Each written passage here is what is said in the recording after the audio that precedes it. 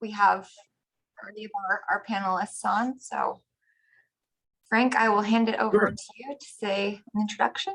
Well, thank you. I'm just looking at the panelists here. I know that Stan Rugas will be joining us soon, and I do believe one or two other administration officials, but we'll get started, but they should be joining us soon. Well, good afternoon, everyone. And on behalf of Mayor Eddie Moran, welcome to the Environmental Advisory Council / City Administration Environmental Policy Summit. As many of you know, I think I know everybody here, but my name is Frank Dembowski, and I'm the Chief of Staff to Mayor Moran. Today, I will be the lead administration representative in conjunction with our Managing Director, who's also here. Abe Amoros will be joining us also. So, as you know, the purpose of today's summit is to educate new and current members of the administration about the role of the EAC. It also gives the administration an opportunity to present a draft plan that we put together, and it includes the mayor's vision on how we would like to approach sustainability. So you hear more about that later in our summit when that's presented. Our goal here is to really align our current and future efforts to move forward on sustainability efforts. The Mayor Eddie Moran administration recognizes that climate change is a direct threat to the well-being of our community, and the city administration is willing to take the lead in developing a coherent strategy to reduce our carbon footprint. With that being said, we'll get the summit started, but I would like to take this opportunity to introduce our facilitator. He's certainly not a stranger to most of us.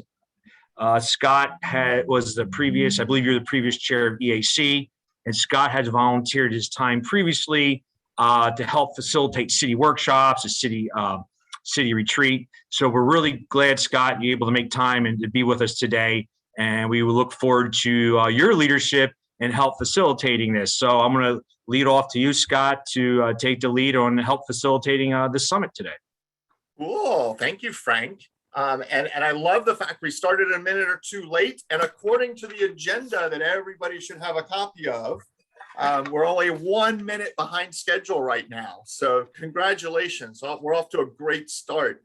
So I do want to just kind of call everyone's attention. You should have received in an email from Shelley a copy of the agenda and all those kinds of good things. So we are going to stick to the agenda. Nicole was kind enough to put this agenda together, and one of the key things is there on the front page, which are kind of the 4 key meeting objectives. So there's 4 key meeting objectives, right? Share the sustainability roles and responsibilities between EAC and the administration, providing a quick history and update on the Reading for 100 work that Stephanie Anderson will lead, provide an update on that climate resiliency and sustainable development plan, and then define the next steps. So those are the 4 key objectives of this meeting. And we are going to keep things moving at a rapid pace. So Frank was saying nice things. Basically, sometimes in these meetings, I get to play the role of jerk and just say something random like, Frank, that's really nice, but we're going to get back to the agenda now, right? Which is a very polite way of saying shh and get back on subject. So good. Everybody okay with me playing that role? Excellent. And I see Stan Rugas has joined us with the name Nicole Judge. So Stan, you can fix your name or forever be known as Nicole number 2. So what we're going to do, start off, is just a quick round of introductions. I know a lot of us know different people, but we don't necessarily all know everybody. So I'm going to ask everybody to very, very briefly, like less than 60 seconds, I want you to introduce yourself, your name, your title, and then one sustainability idea for the city of Reading. Your name, your title, and one sustainability idea for the city.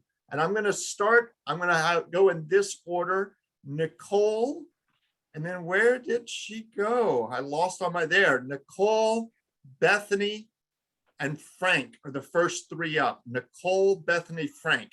60 seconds, name, title, one idea, sustainability related for the city. And I'm hoping Shelley can keep notes on these ideas. Thank you, Shelley. Nicole. Hi, everyone. Nicole Judge. I am the Sustainability Manager for the City of Reading. I joined the city in May of 2021.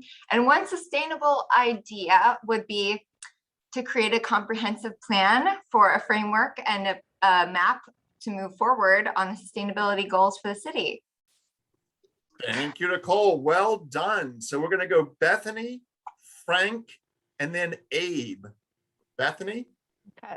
Hi, everyone. My name is Bethany Ayers Fisher, and I am the Education and Community Outreach Coordinator for Public Works. I work out of the Sustainability and Solid Waste Division, but also support other divisions within Public Works. I'm also a master's student in leadership at Alvernia University, working on sustainable community development. And my one sustainable goal is to treat water as one source. Very cool. Thank you. All of our Bethany. water is drinking water. Thank you. So Frank, Abe, and then Christian. Great. Once again, my name is Frank Denbowski. I am the Chief of Staff to the Mayor. I serve various roles in this position, but the primary role is the Chief Policy Advisor to the Mayor. A sustainability item, it's not necessarily a new item, but basically like enhanced storm drain maintenance. And what does that mean? Rain gardens. I know we've worked on rain gardens, but I think just the increased amount of rain gardens, I think that brings a lot of value to sustainability. Very cool. Thank you, Frank. Abe, Christian, and then Stan. Hello, everybody. Abe Amorous, Managing Director for the city. 2 words, paper bags. Very cool. And those 2 words were? Paper bags. Paper bags. Very good. Thank you. I misunderstood. Very good. All right. So Christian, Stan, and then Rudy. Good afternoon, everyone. My name is Christian, Communications Coordinator for the City of Reading. And 2 words, indoor gardens. Indoor gardens. Very good. Thank you, Christian. So Stan, Rudy, and then David Paris. Oops, and Stan, you're on mute.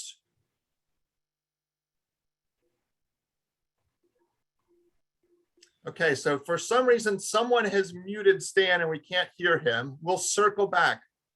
So let's go Rudy and then David, and we'll come back to Stan. Rudy? Good afternoon, everyone. My name is Rudy Estrada, Property Maintenance Division Manager in the city, and being here with the city for over 6 years. And pretty much one sustainability item should be recycling, really making better effort for recycling in general, everything that is recyclable. Very good. Thank you, Rudy. So let's go David and then try Stan again before we go to Ken. David, Stan, then Ken. David? All right, David Paris. I'm the Planning and Zoning Division Manager, and my sustainability idea is design guidelines for properties that factors in landscaping and green space. Very cool. Thank you, David. Stan, are you back? Ooh, we still have you on mute. Sorry about that, Stan. So let's go Ken and then Shelley before we circle around to the non-city folks. So Ken, then Shelley. I'm Ken Cochran. I'm the IT manager for the city. Only thing I come up with sustainability would probably be electricity use. Very good. Thank you, Ken. Shelley? Who is not just a note taker in our world. Shelley. I am Shelley Smith, the Deputy City Clerk, also staff to several of the city's boards and commissions, including the Environmental Advisory Council. I think that there are so many things. How do we pick? I think I would go along with the gardening in general. Any garden is better than no garden. Rain gardens are better, but for those of us who don't have the time or capacity for rain gardens, just plant some flowers. Well, thank you, Shelley. All right, Stan, are you back yet? I hope you can hear me, correct?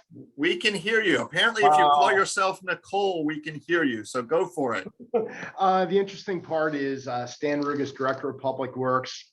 And this is my main goal, is to electrify city-owned vehicles within the next 5 years. We have a lot of plans. I've even spoke to Mack Truck, some of the Class 8s. We've even talked about pickup trucks. I'm having some other issues, but that's my #1 goal. But I'd like to follow up on 2 other statements. One was the rain garden.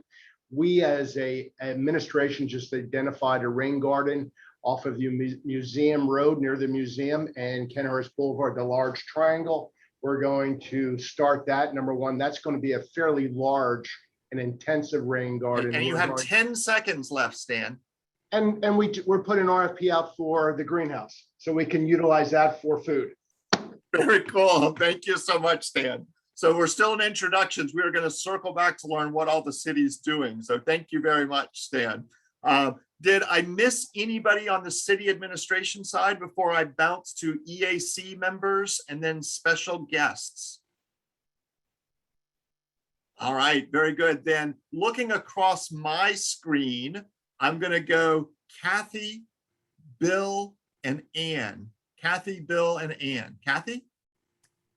Hi, I'm an environmental lawyer by profession. I am retired as an professor at Alverny University, where I taught environmental policy and also leadership. The rest of my career was in private practice and public practice with the State Department of Environmental Protection. My sustainability goal would be to nurture nurture neighborhood sustainability leadership in the city. Very cool. Thank you, Kathy. So Bill, Ann, and then we'll wrap up with Stephanie. Bill? Oops, and Bill, you're on mute. Bill Vitale, I'm a member of the EAC as well as Reading for 100. I practiced architecture in Reading for 30 years. I'm now retired. I hope we get to hear more from Stan. Those were 2 bits of information I didn't know about. I hope he does, which has got me a good start. I don't know how to succinctly put the goal, but to amplify or introduce into the building code that all projects in the city have to meet sustainability standards. We're going to be doing it sooner or later, so I'd say let's do it now. Very cool. Thank you, Bill. And then Stephanie. Hi, I'm Ann Sellers. I own an engineering landscape architecture firm in the city of Reading, and I specialize in stormwater management. My training is in landscape architecture, and my one sustainability goal would be to implement the complete streets policy in the city of Reading, promoting connectivity through a multimodal system that incorporates green infrastructure and is pedestrian centric. Well done, Ann. 30 seconds. Stephanie, you get the last word during these introductory periods. Wonderful. I'm Stephanie Anderson. At one point, Scott proposed my title be Grandmother of Sustainability, which I rejected immediately in favor of Goddess of Sustainability. So that will be my official title. And sustainability idea I have is like a student-run storytelling podcast that focuses on climate change. Very cool. Thank you, Stephanie. And yes, we have had conversations about her title of Goddess of Sustainability here in the Reading area. So thank you. So the introductions are important for a couple of reasons. One, just so everyone knows who the heck's on the call, so you know what the different roles are. But there was another interesting thing happening, and I hope you were paying attention. Everybody's bringing a slightly different definition of sustainability to this conversation. So sustainability is much like, you know, that kind of mythical elephant, and we're all the seeing impaired people trying to figure out what an elephant looks like. And we're each kind of just grasping our one little tiny piece of that sustainability elephant. So anytime we have a conversation in this community and this meeting and other meetings, understanding that everyone's bringing a slightly different perspective to sustainability is going to be helpful. So I think looking at the agenda, and kudos, we're a minute ahead of schedule now.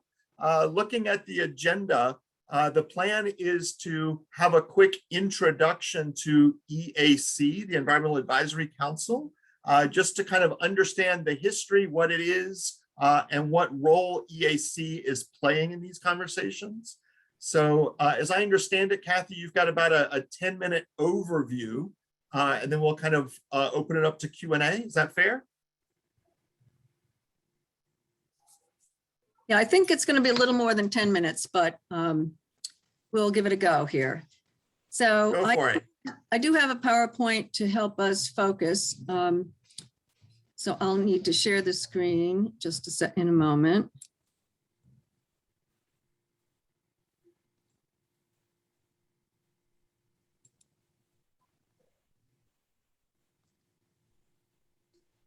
Okay. And Stan, we want to make sure that in the beginning part, after we take our little tiny break, the beginning part, Stan, we want to make sure that you and Nicole both are able to spend some time talking about what your definition of sustainability is all about and some of the things that are already happening that folks on the EAC might not know about. So just going to throw that in ahead of Nicole and Bethany's presentation. Okay.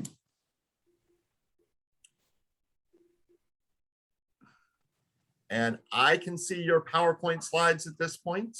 Okay. Just know we're seeing the presenter's view. So if Yeah. you, Okay.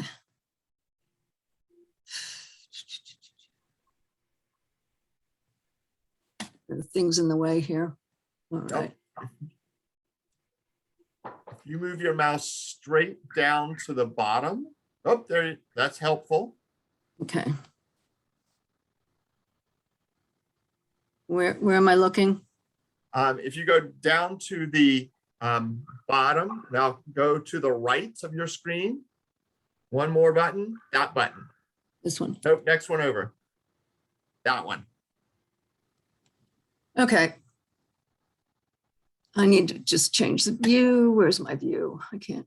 That's all right. So at any rate, this is a little slide presentation that I prepared for originally for Earth Day to share with people who came to that event. And we've just updated it some when we found David couldn't be here. So as you can see that the mission is what you would expect, that we would work with City Council and the administration to study environmental and sustainability issues, either at the request of City Council or the administration, or at the request of citizens, so that we can act sort of as a bridge between the people and their government about environmental issues, and then provide support for the city in addressing those issues. Oops. So our role is to foster environmental education, to foster communication, encouraging networking and collaboration.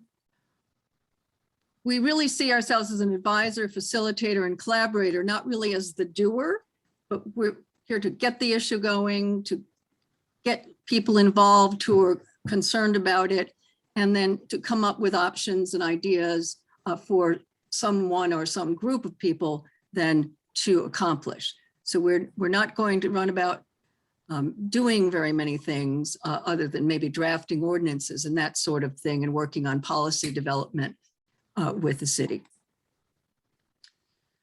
Who we are specifically, there are 7 members. The EAC was created by state law, and which established an environmental advisory council as a unit of municipal government that municipalities could adopt through issuing an ordinance. And we did issue an ordinance in Reading to create it in 2007, I believe. And so we have 7 members. David Bean is the acting chair. I'm the co-chair of our subcommittee. We have a subcommittee structure so that we can do some work in groups based on our particular interest, or based on an ad hoc, creating an ad hoc subcommittee based on some issue that comes up. As we're thinking about doing a ad hoc committee to look at and continue to review the sustainability plan that is being developed by the city. Ann Sellers is the co-chair with me on the Green Infrastructure Subcommittee. Bill Vitale is a member, he's also a member of the subcommittee, and Scott Case is also a member. We unfortunately have 2 vacancies. We are looking for new members. We are hoping that people in the city, we sort of ask everybody we talk to, we'd like to tell friends and neighbors that we need some more members, and we would really like to have the members look different than the current group, hopefully some younger and some from other neighborhoods. We'd like to be more inclusive and to have some Hispanic members from some of the neighborhoods where most of the people are Hispanic, so that we are sure to hear that voice in particular. So we are looking.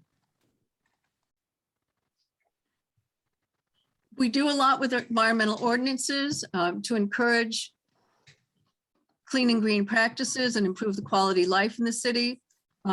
We have done several ordinances in the past. We did a rain barrel ordinance about harvesting of rainwater, an alternative energy ordinance to clarify that we want alternative energy and solar panels and windmills when appropriate in the city of Reading.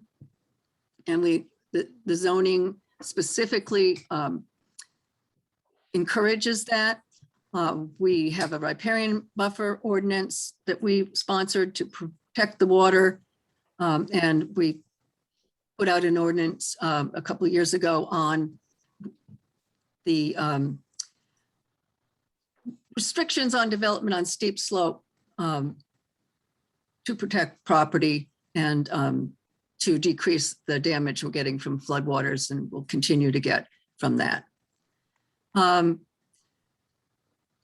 What we particularly like to do is try and convene with others, other partners, to do workshops and information sessions on things we do. So when we did the rain barrel ordinance, for example, we worked with the Berks County Conservation District to do a series of workshops. And we were able to get some rain barrels that were available as prizes at the workshops. And we even did a workshop where you could make your own rain barrel. And just giving you a picture to make it real of the kind of thing we're talking about. The alternative energy ordinance was to clarify that, yes, solar panels are okay anywhere in the city of Reading. Because if it doesn't say something in the ordinance, people think you can't do it, which is not the way the law works, but we needed to clarify that. So that we didn't get off on too many tangents, although I'm not sure we've totally cured that problem. We decided to do a second round of strategic planning. We did one in about 2016, and we did it again in, sorry about that. We did it again in 2019 with Scott Case's help. And what we tried to do this time was create SMART goals for priority issues. That's goals that are very specific and achievable and realistic and have time-bound timelines associated with them, so you know exactly what you're going to try and do and whether you've achieved it. You can always revise them, but at least you have something you're trying to achieve.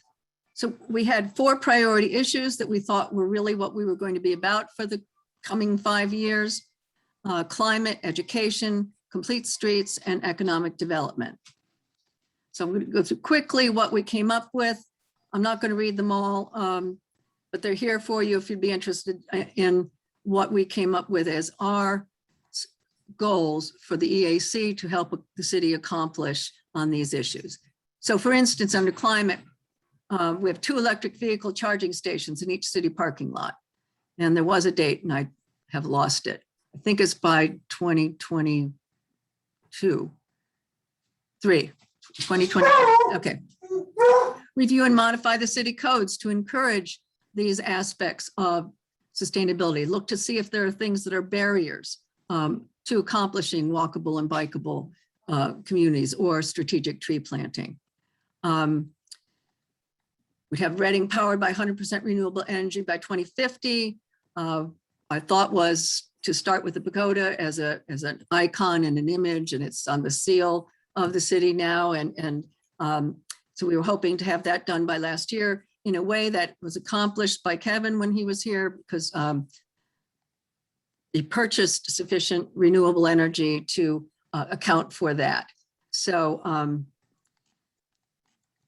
that one has arguably been accomplished, but we'd like to have it be more direct powering. Reduce the city facility and residential energy by 30% by 2025, and power all the city facilities with 100% renewable by 2030, which dovetails, I think, with some of the, we came up with this in 2019, but I think it's similar to some of the things that are being developed in the draft plan. Education, we thought it was important to reestablish a communications liaison office. We're really excited because that happened. So we now have both Bethany and Nicole working to provide that role for the citizens of Reading. We're hoping to have 5 rain gardens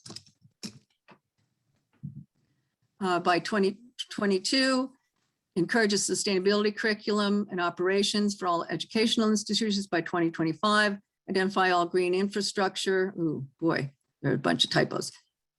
With logo, thank you, Christian Crespo, for the help with getting progress on that, and signage by 2025. Complete streets, I'm gonna let Ann jump in. This is her baby, and we haven't gotten too far, but we're working on it. And so we look at complete streets as an overview, as not just, you know, something that's good for the environment, but good for economic development. So there's a crossover between economic development and promoting clean, safe streets that are accessible to all through a pedestrian-centric system that incorporates green infrastructure. This attracts the young people to the city. You can live just about anywhere as a young professional and work now. So what would attract someone? Connectivity and streetscapes that are both attractive and functional as a pedestrian-centric area that connects a walkable environment and rideable environment to entertainment venues and work and so on and so forth. So design and build 2 streetscape projects is one of the goals, as sort of an example so people aren't they have a better understanding of what that would look like. So a project would incorporate planting and multimodal systems, robust transit system, and public transit system that also has biking and walking facilities that are safe for all. And establish complete streets policy by the end of 2021 is a goal that would incorporate that into the strategic plan, and also incorporate complete streets in the RFPs that are going out when when engineers and landscape architects are designing systems for the city, that is an end goal. Create comprehensive map of existing and planned green infrastructure by 2022. That would be streetscapes and different entities that are incorporated to capture stormwater and infiltrate it back into the groundwater and so forth, to both reduce flooding and clean the water for drinking and so on and so forth. follow dark sky recommendations during city projects. This would be the type of lighting that would not hurt the ecosystems, basically.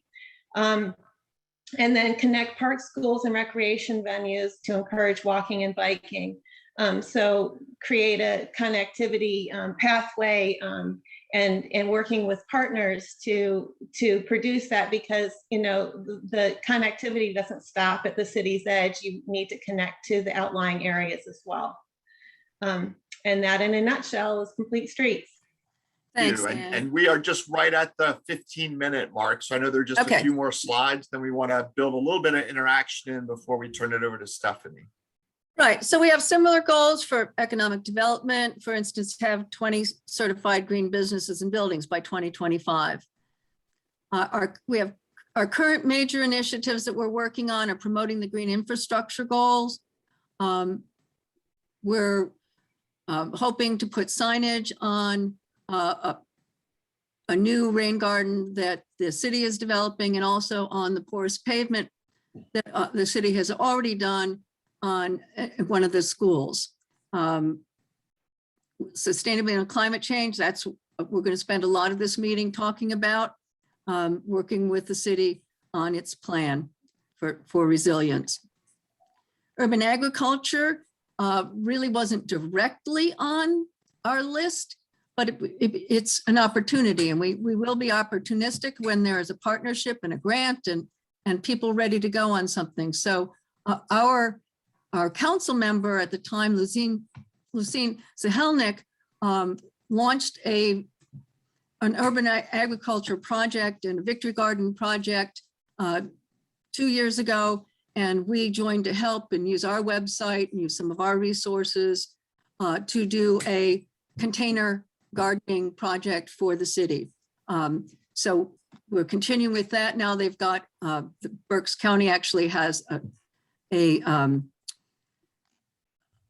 officer from grant money to do an urban agriculture project, and we're continuing to help work with that for fresh food access and community gardening in the community.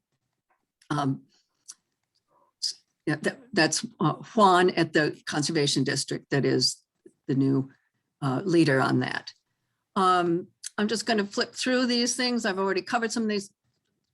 I just did cover them, forgetting that I had a separate slide for each one. So the kinds of green infrastructure we're hoping for: green gardens, green roof installations, porous pavement, tree trenches. We'd really like to have a sign on them to help educate people and appreciate that we've already got some of these things. We just need more. And once people get used to what they look like and understand why they're important, then we'll have, I think, a lot of progress on some changes. This is really about Reading for 100 and the energy portfolio and clean power plan.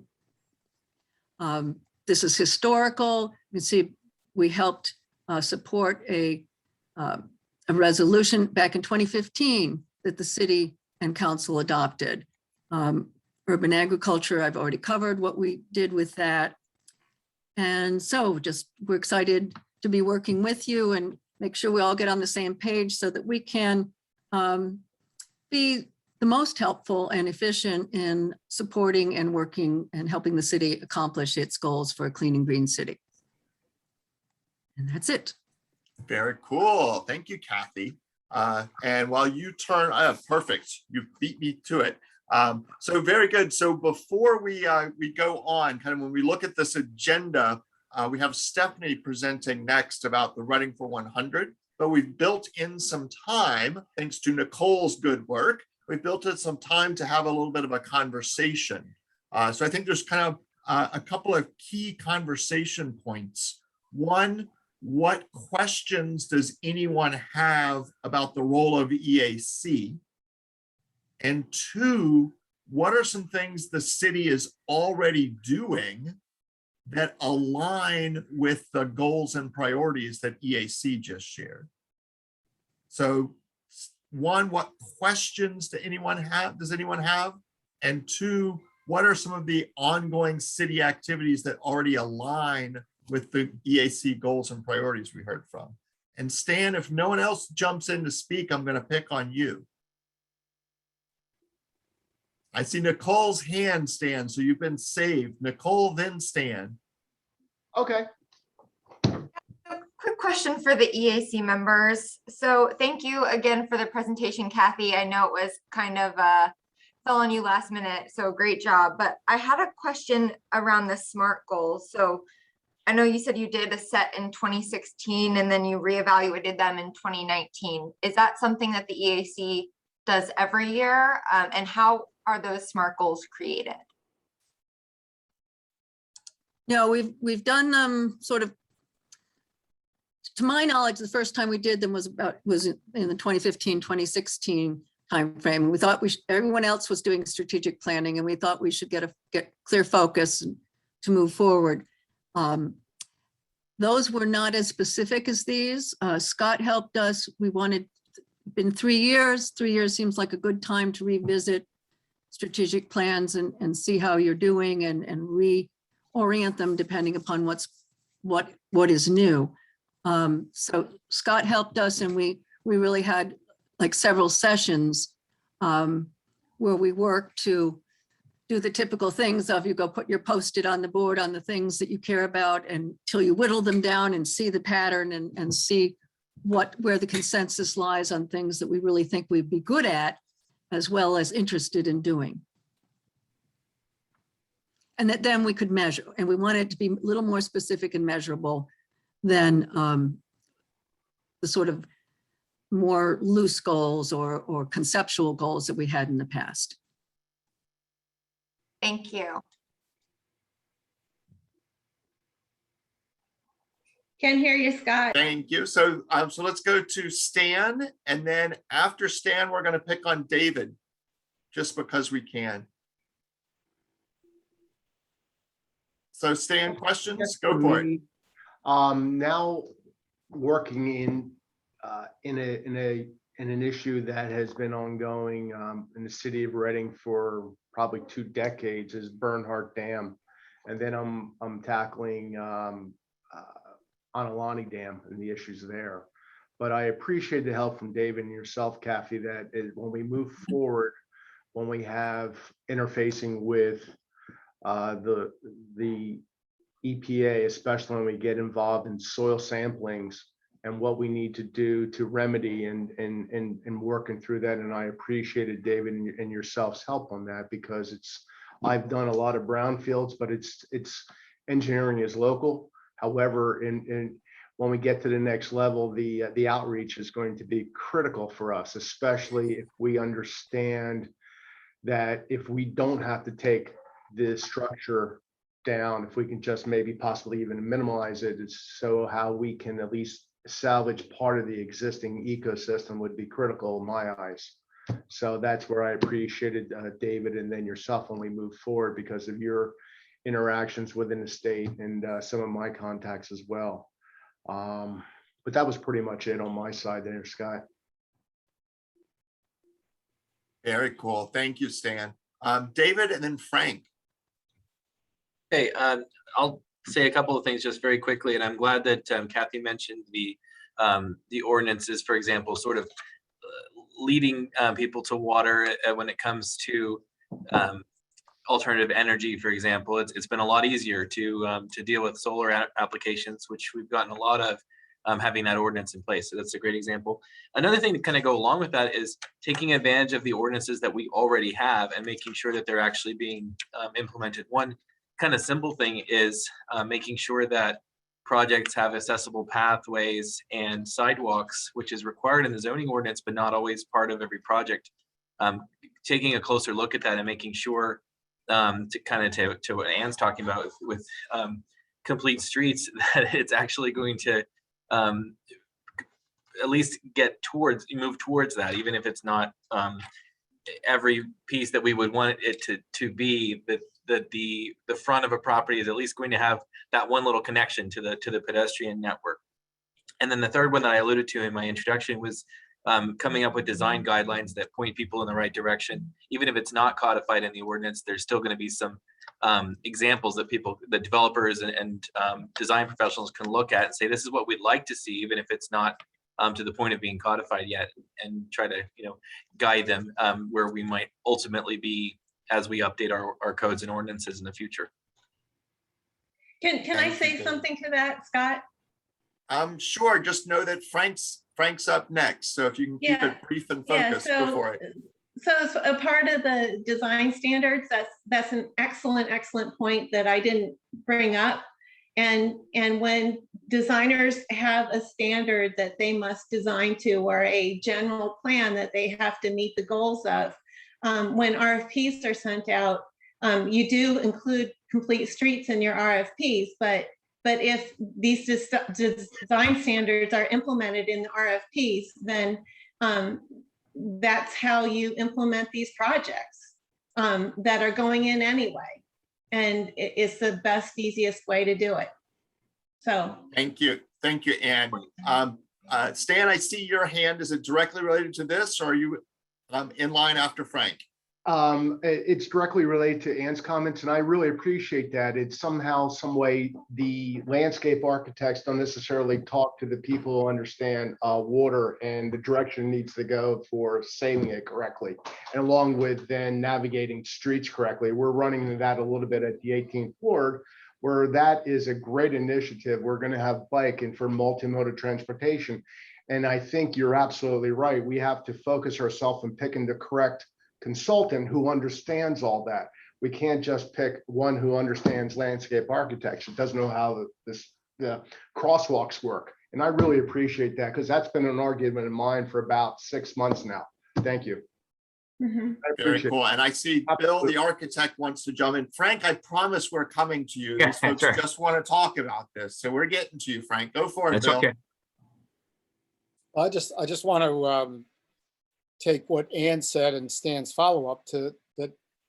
We need to be thinking about just not the the landscape and the outside of buildings, but the idea of putting in RFPs sustainability standards for the buildings themselves is the direction we should go in. I don't know what the status is of those buildings at 5th and Penn, but I'm almost certain the RFPs that went out originally did not have that. But this is a topic for another time, but I think what we're going to face with some of that is pushback, right? Not necessarily just from developers, but from internally, that we can't put these burdens on people because they'll develop outside the city, which brings up another conversation, another topic that Frank has brought up in our conversations, of the regional approach to this. And that's that may be a discussion for another summit, but for a lot, both politically and environmentally, we got to be thinking that way anyway. But thank you. And Bill just demonstrated like a beautiful, beautiful thing. If you didn't pay attention, right? He's like, hey, here are some things for future meetings. And I heard green buildings, energy efficiency, complete streets. And there's all the code issues that go along with that. So Shelley, I just want to make sure that got captured. Is like there's a whole separate meeting clearly around like codes and things like that. Frank, it feels like it was an hour ago, but it's now your turn. It's a question. It's just following up what everybody else has been saying on process, because process is important. So talking about complete streets, we talked about, taking that policy, incorporating RFPs and things like that. So my question is, and this could spin off to maybe something else for later, but you guys are, I think, Ann, you said you're working on a complete streets policy. Are you looking at codifying this? Is this going to become like an ordinance? Because if we want to incorporate these things in RFPs, we would have to make amendments or adjustments to our purchasing code, because I think it's critical to memorialize these things, because I heard people mention earlier, it's consistency, right? I think David talked about that. We really need to be consistent. And in order to be consistent, we memorialize. And how do we do that? We make amendments possibly to either the purchasing code, or I don't know if this complete streets policy becomes an ordinance by itself. So we may not know the answer, but as you work toward this, maybe that's something that you can be tangible end game. So, and I'll be glad to talk offline further about that. Being the mayor's chief policy advisor, I would like to be part of that if need be. I can assist if needed. Just want to put that out there. Thank you, Frank. And Shelley, I know you are brilliant and you've already done this, but I'm going to throw it out there. If you just kind of help us keep track of these next step items, because when we wrap up towards the end of the meeting, Shelley, if it's okay, I'll turn to you just to kind of say, hey, what kind of commitments have people been making here? Is that good? Thank you, Shelley. So thank you, Frank. I see Stan's hand up, but before we go to Stan, I just wanted to give Abe and Rudy an opportunity, and Ken. So Abe, Rudy, Ken, anything to add before I go to Stan? I don't think I have anything to add, but I just want to reiterate what Bill said. I like the idea that we need a regional approach to this. And obviously this is a political question more than anything else. And what we need to do is encourage surrounding municipalities to work collectively with us to develop that sense of courage to do the right thing. This, at the end of the day, what we're talking about is the right thing. It's protecting our planet, protecting our region, protecting our own neighborhood. So we still have a long way to go in terms of that regional cooperation, but I'm all in. So count on us for some leadership. Love the energy and enthusiasm, Abe. Very cool. Rudy, Ken, before we go back to Stan. Oh, and Rudy, you're on mute. Apologies. Nothing on my end. I mean, there's a lot of items to touch on this, but from the property standpoint or property maintenance, pretty much I don't really want to add anything at this point until we further have new meetings regarding all the topics. Very cool. Thank you, Rudy. Ken, and then Stan.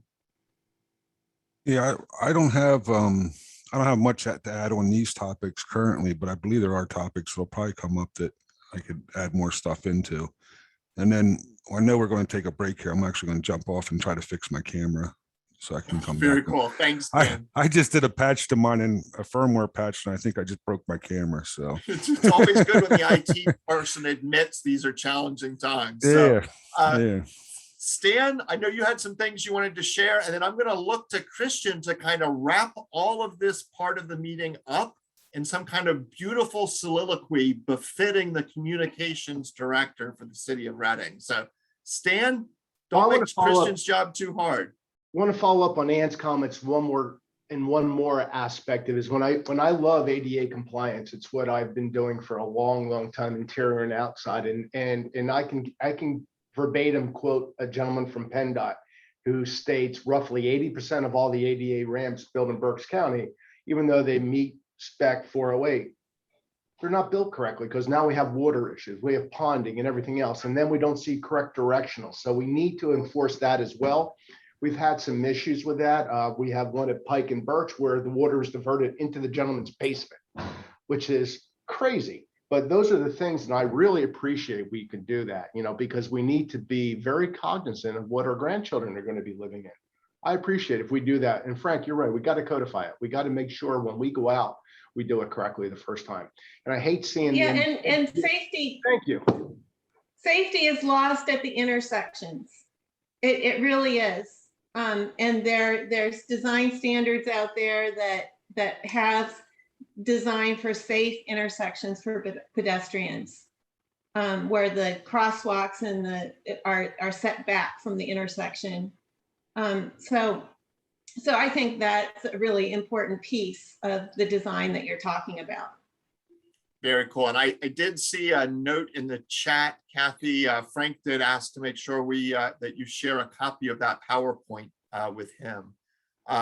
Christian, you want to kind of wrap some things up, and then I want Bethany and Nicole as kind of the official point people on some of these pieces to share their observations. So Christian, and then Bethany, Nicole. I can only add that I like what Kathy presented in terms of it's clear, it's very precise, and in terms of communications, that's exactly how we want to present anything that has to be. It's a very dense topics, but if we continue to streamline and be precise on the information we want to put out there for the residents, it's gonna deliver accurately, and I like that. So I'm very happy to help him anyway. Very cool. Thank you, Christian. So Bethany, then Nicole, before we turn over our next chunk of the agenda to Stephanie. So Bethany, Nicole. Okay. One thing I want to kind of remind everybody, as we're all coming from different points of reference, there is no one size fits all solution. But to me, that's where the fun of the work is, kind of piecing out the nitty gritty and figuring out what's going to work for this neighborhood to meet their needs with the resources that we have. So kind of working, where we are with what we have, kind of thing. So working that into all of this planning is going to be the fun part. And making sure that we're always working collaboratively and not at cross purposes. And too many times that has happened where we're working at cross purposes to each other. Well, thank you, Bethany. So Nicole, you got us kicked off. I Now will what? wrap it up. So I noticed a lot of the SMART goals that the EAC has aligns perfectly with the plan that we've designed. And I think you'll see that in the second half of this. A lot of those initiatives, complete streets, stormwater infrastructure, green space, those are all things that we're including in that plan. So I think it aligns really well with where we see the city going. And I think it's an excellent chance for us to collaborate and work together. Very cool. Thank you. Go for it, Kathy. Okay, I just wanted to say that was my thought exactly, Nicole. I was really excited when I saw your very first one. I thought, wait a minute, we actually are very close to having the same priorities, and we've done some thinking about it, so maybe we can help. Very cool. All right, congratulations, people. You've gotten through the first chunk of the agenda. So everybody take a deep breath before we turn it over to the goddess of sustainability. Is that the official title, Stephanie? So Stephanie, as I understand it, you're going to spend 10, 15 minutes kind of introducing the Reading for 100 group before we have some time for some additional Q&A before we take a break. Is that consistent with what you understand? Sounds good. Go for it. I'm just sharing my screen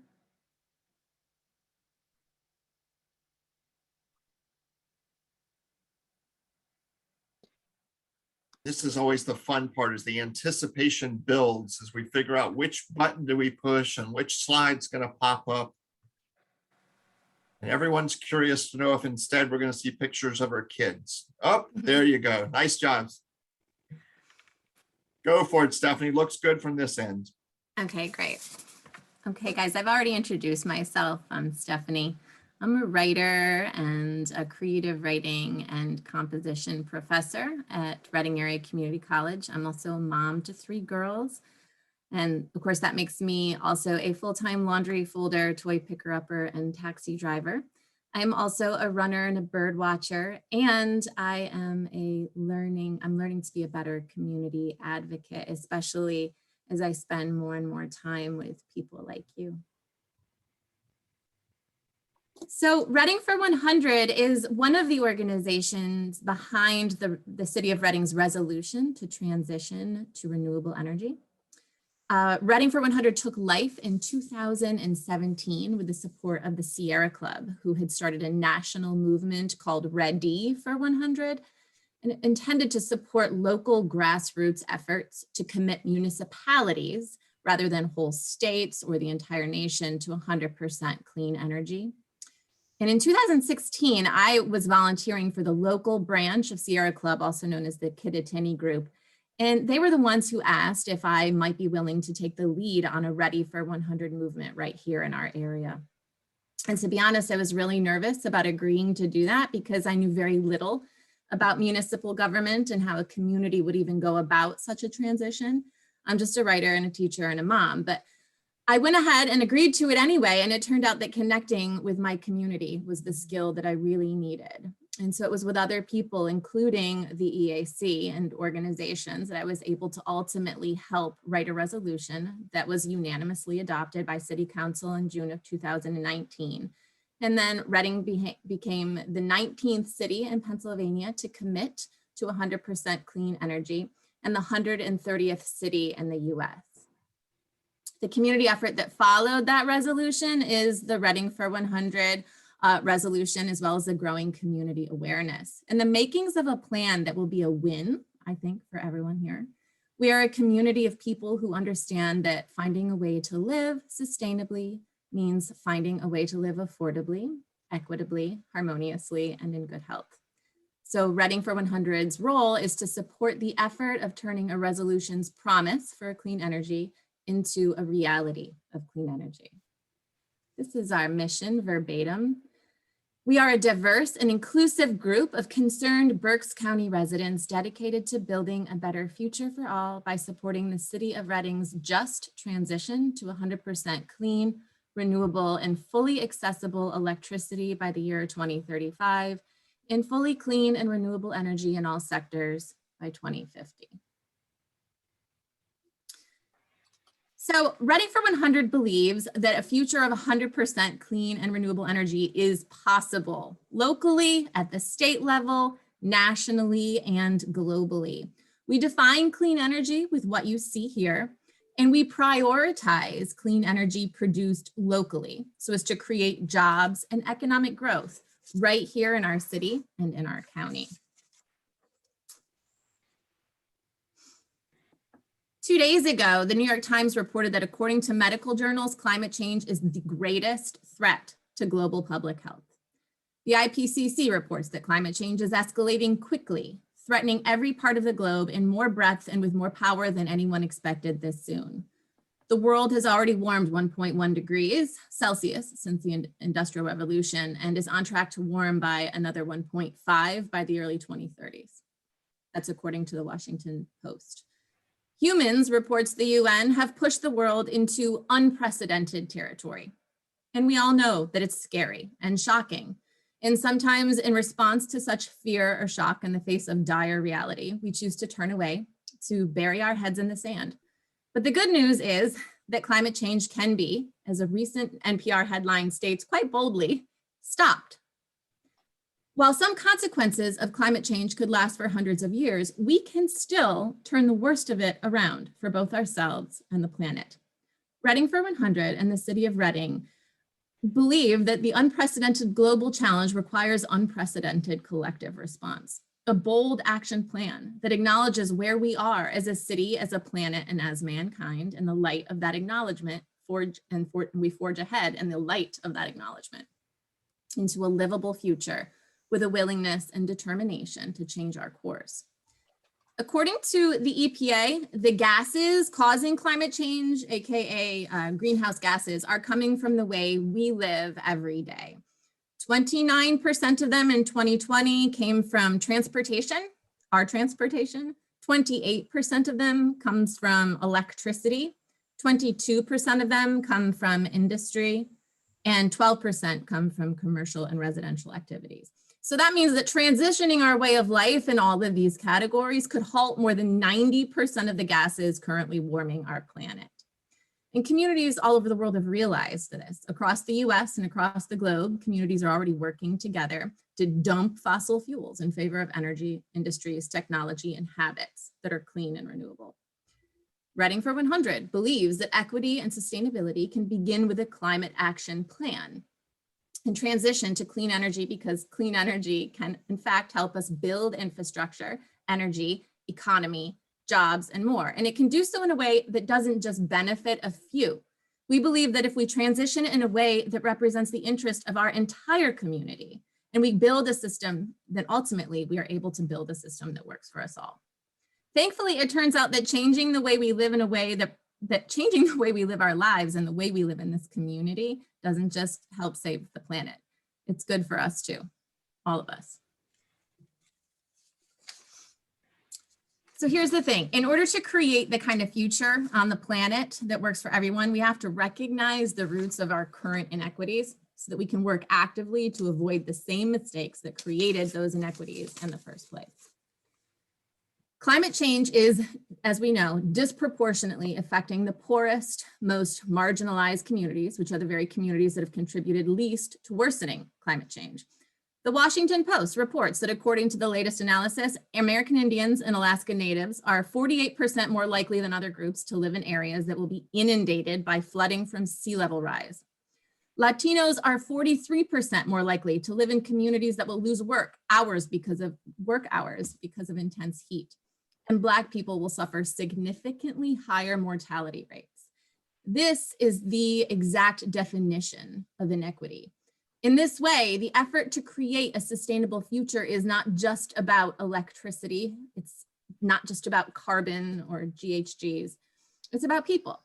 It's about us living together, relying on one another, moving forward together, recognizing each other's struggles, and changing it in a way that's better for all of us. Really, this is about community.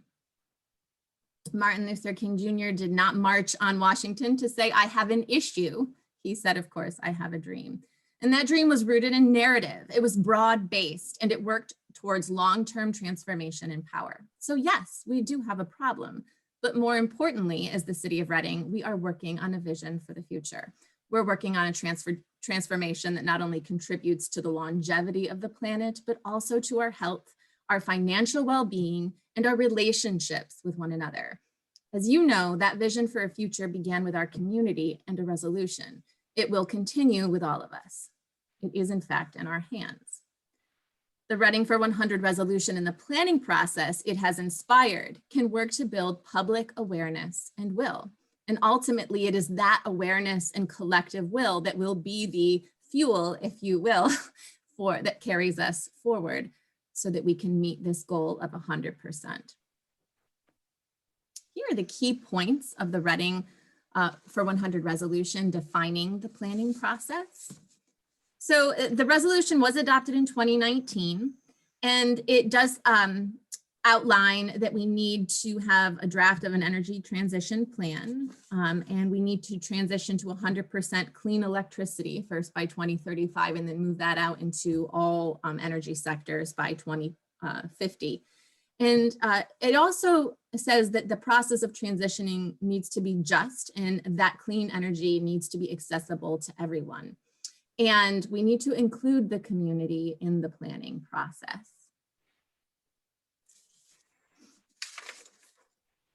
So many people ask if such a thing is possible, 100% clean electricity by 2035. What kind of limits are there on the current technology? Everybody mentions battery life. What about the grid itself? And indeed, there are questions and certainly answers that I don't have. But more and more studies are being done, including the most recent study that I've read that came out of Los Angeles on the ability of renewables to power 100% of our needs. And the answer seems clear over and over again that it is in fact possible, and it works, to put it simply, in 3 specific ways. First, by embracing all opportunity for energy efficiencies. Second, by transitioning away from fossil fuels. And thirdly, by growing our production and use of renewable energies. So as we move forward with the planning process, we'll begin to imagine a way that we can liberate ourselves from what I consider to be sort of the chains of fossil fuels, learning new ways to live, to consume, and to consider one another and the planet, and ultimately create and adapt a future that works for us all. We also know that part of moving into a sustainable future powered by renewables means creating more energy efficiency, examining our consumption, looking at the way we live our lives, what we consume, how we consume, and how much, and learning to use and buy far less so that there is enough for everyone on the planet. And we also know that there are a lot of questions about cost and how one community's consumption might affect another community's cost. And we also recognize the complexity of that and want to support the exploration and research that comes along with that. So right now, these are Reading for 100's priorities. We're sort of a skeleton crew right now, but these feel really important to support the development of the plan. We want to engage the public to empower them and give them a voice, sort of serve as a liaison to the best of our ability, to grow awareness of, support for, and action towards the city's just transition. And then just to serve as a continued support for municipal and administrative planning and strategy, attending green infrastructure meetings, supporting Nicole and Bethany in any way we can, supporting the mayor's administration as well. The Reading for 100 resolution began with the community. And we know that as the resolution becomes a plan and then ultimately a reality, it will have to stay rooted in that community. We prioritize the community as the world begins to shift back to normal. We want to work to connect back with that community as we all probably feel that disconnection sort of palpable. We're interested in working closely with the city to maintain public awareness and will through engagement and education in any way we can. Each and every one of us has something to do, to contribute to this process, whether or not we have knowledge of energy infrastructure or municipal planning or stories or people or the economy or something else. What matters most, or at least it has to me, is the human element of the planning process. It's our world, it's our experience, it's our hope for the future and our story. And the climate action planning process needs all of that.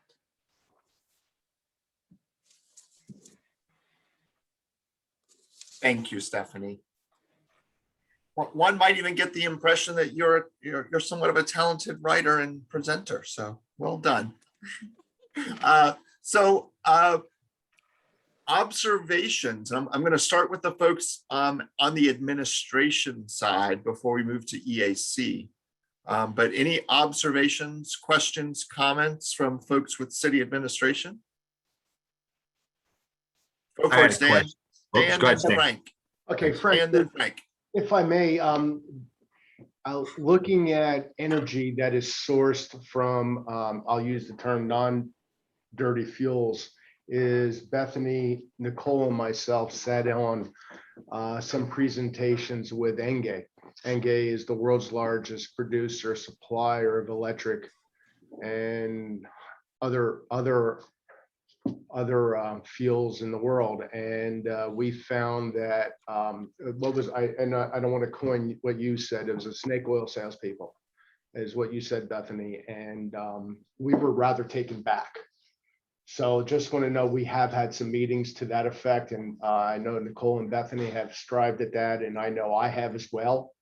And the weirdest part is they did not even hear us, and the only thing they told us, it was like a 15% delta of what we're currently purchasing power for now, and what Kevin did a great job in getting decent contracts. And so it was like, wow, that became very expensive. But that just happened probably a month and a half ago, you two, in that time frame. If you want to expand upon it, please do. That was my first take of the presentation. And thank you, Stephanie. So Nicole, sounds like you're responding to Stan, so I'll let you jump in front of Frank. Go for it. Yes, thank you for that presentation, Stephanie. Very well spoken. In regards to Stan's comments, yes, that was in something with sustainable natural gas, I believe, and they were pitching a small methane reduction in the gas. So there were less greenhouse gases associated with it.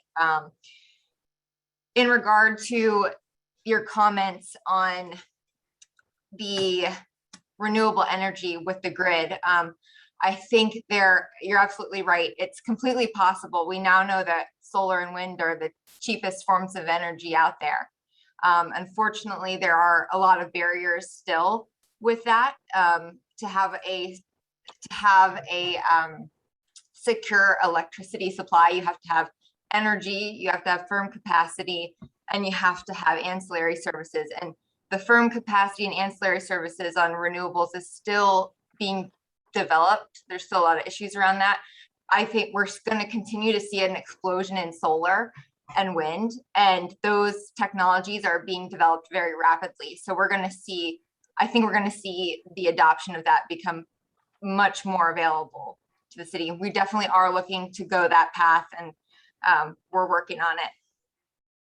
Thank you, Nicole. So Frank, and then Frank, after you ask your questions and stuff, we should probably introduce Naomi, who's joined us here at this point. So Frank. Great, yes. And thanks again, Stephanie, for a great presentation, because the Reading 100 is new to some of us. So your presentation really helped us put in perspective of what Reading 100 is about. Shelley provided, I think at least some of us, because I asked her to help me out with the resolution that was passed in 2019. So I had a little background before I came to the meeting today. And I believe the AC helped put this resolution together. So more of a technical question, but looking for some insight. In this resolution that was passed in 2019, it talks about adopting and committing to fund a municipal energy master plan. And then it talks in another line about clean energy plan. So I imagine those plans are needed if we're going to transition to clean energy, as our goal is to. This municipal energy master plan, is that something that we should be doing soon? I guess if we're going to meet this transition to clean energy, is that something that we need to do? Is this a technical term, energy master plan? And if it is, it's something that we may want to work on probably sooner than later if we're going to try to meet these goals. So I don't know if anybody any insight. I see a couple people may, so just kind of put it out there. I saw Bethany nodding most furiously. So Bethany, do you want to jump? And then Bethany, then Kathy. In working and looking on the climate action plan and this then as it transformed into the sustainability plan, most cities who have already adopted this type of planning, the next step was to start doing master energy plans. So yes, but we're going to get this one done first. one step at a time. Got it. One step at a time. Okay. We'll but let that's the you next know. step. But that's the ones. Okay, Okay. so it's on your radar. You're the professional in the field. We'll hear more about it later. Is that but fair to it's say? something that will be coming along as we go through these steps. Already on the radar. Excellent. Yep. Yeah, and the only thing I would add to what Bethany said is just to make it clear that when we wrote that, Clean Power Plan was the term given to, well, it was really originally from the Obama administration when there was going to be a statewide plan and each municipality would do a piece, and that would be called your Clean Power Plan, and it would feed into meeting the commitments that the state had to make. So we use that terminology, Clean Power Plan, because we were already working on that. And it really is an energy use plan, a cleaner energy use plan. So what's happening with the sustainability and resilience plan really can wrap what was the clean energy plan into it. So I don't think we didn't drop the ball. We just moved it into a more modern way of thinking about it within sustainability and resilience. And they'll have an energy component that would be the Clean Power Plan. And then you'd bring that down into a master plan with the specifics eventually. Does that make And I would like to add to hang on quick, Ann. I think Stan's been trying to jump in. Oh, I'm sorry. Oh, no, and that's quite all right. And following up for Frank, your own understanding, and I know I've spoken to Abe about this as well, is Bethany and Nicole are going to be charged with writing an RFP for us to get a consultant for a 2-year purpose, not only to help us further along this type of thought process, but probably more importantly now is we're in Act 47, we're somewhat distressed, we don't have deep pockets. And so to help us then get grants to get us to the next level, because even though it's really just these two and sustainability, but we need additional help. And along that, we need money. And so for us, we need money to get for the grants to achieve the end goals. So that's what we're suspecting now. And I suspect probably by mid-November, we're going to have something on the street for us to have a 2-year contract with a good consultant to help us through, because it's just overwhelming for these two individuals. Thank you, Stan. Frank, are you good with that? Yes, that's very helpful. Thank you. Perfect. So then let's do Ann, Bill Vitale, and poor Naomi. I keep saying we're going to give you the chance to introduce yourself. So Ann, Bill, Naomi. Ann? Yeah, so I just wanted to talk about just quickly the goals and careful for what you wish for type of goals, where it's one of those things where sometimes you want to put up solar panels, but you certainly don't want to cut down a forest to do it. So you kind of have to watch the environmental impacts of what you're trying to implement and the best way to do that. like focus on putting them on roofs or incentives for that type of thing. So, sort of keep the eye on the prize with the other environmental aspects in mind.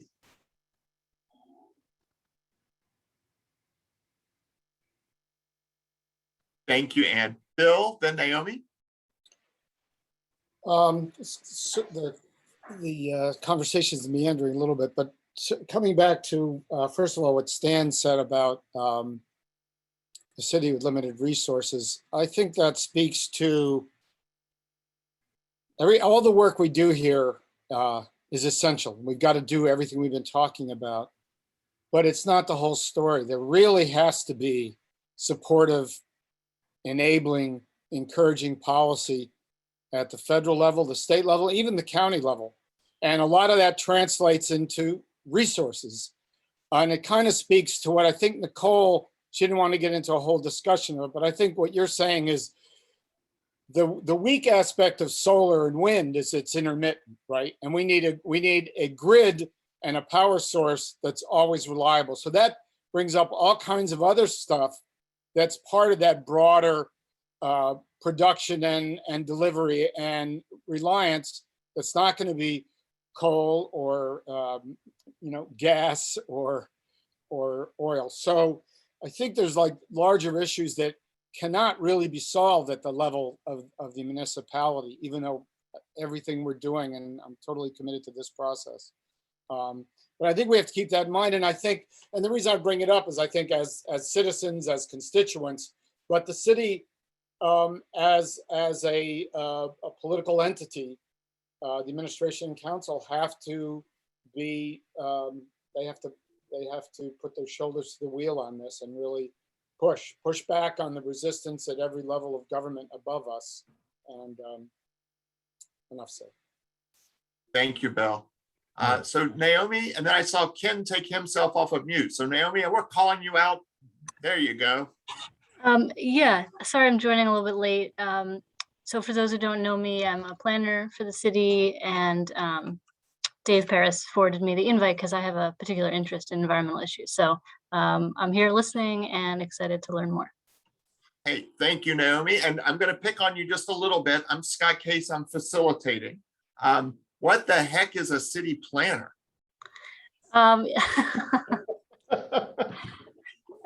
So yeah, part of my work involves some of the longer term plans that we're working on. So that we're working on a plan for the downtown, sort of a downtown revitalization plan, and a parking plan for downtown and some other neighborhoods of the city. And then part of it is about sort of shuttling projects through the subdivision and land development review process. Very cool. So we can all just make assumptions about how the city planner connects to sustainability. Or if you have specific ideas, you can share them. And feel free to pass because Ken's got his hand up. Okay, yeah, that's probably a longer conversation, but so I'll pass it to Ken for now. That's fair, Naomi. Ken, you had your hand up. Yeah, there's some things that we have done that help reduce our carbon footprint just from the IT projects that we've done. Like when we just did the Penn Room and the third floor conference room. As part of that, we put in LED lighting. So not only did we get better lighting in the room, but we also reduced the electricity in it. And then in the 6 years that I've been here, when I first walked in, we had racks and racks of servers. With those racks of servers, they're pulling watts, which raise your heat, which cause more air AC. So not only do you have the power that you're using for the servers, but then you have the power you're using for the AC as well. And we're at a point now to where we used to have, I think we had about 8 racks in there, and now we're down to almost a half a rack of servers. So it limits not only the power consumption for the servers, but also ends up, lowering the consumption for the AC that's needed into that room. So there is little windfalls, and there's things that we can do as we go down, and we're doing things that we can help, just by getting better lighting. It just happened to be LED, which is a lower cost. Thank you, Ken. And I'm going to use facilitator's prerogative to throw in just a couple quick ideas. I love the way Ken was kind of wrapping things up. There's a ton of things that have already been done. And but some people just don't connect them with these kinds of sustainability initiatives. So helping people make those connections is key. And the other thing I'll pick on Bill just kind of teasingly here. A lot of times in this space, when people talk about how to get to a 2030 goal or a 2050 goal, we're afraid to start until we have all the solutions laid out. And what I'm seeing on the corporate side, which is where I do a lot of my work, when you work with corporate 100, corporate 50 companies, they have no clue how they're going to get to their net zero goals by 2050. They all operate on an acronym called OED. OED, optimize, electrify, decarbonize. So one is focus on energy efficiency. Two is transition to electric. And three, transition to better electric. And so that seems to be the formula that's working with Fortune 100, Fortune 50 companies. OED, optimize, electrify, decarbonize. So with that, I just want to acknowledge we're right at the 2:25 mark, which is when we have a break scheduled. So happy for folks, if you want, you can take a quick 15-minute break, which is on the agenda. Or if people want to just kind of keep moving forward so your Friday ends a little sooner, we can do that as well. So if folks want to stay, just kind of give me a thumbs up. But if you want the break, it's built into the agenda. No one's going to hold it against us. All right, I see a couple people break. Ken, I can't tell. I can't read your face from there, Ken. I could use a couple of minutes, but all right, so here's what we're going to do. 5-minute break. So at 2:30, everyone back in your seats, ready to go. 5-minute break, 2:30, back in your seats, ready to go.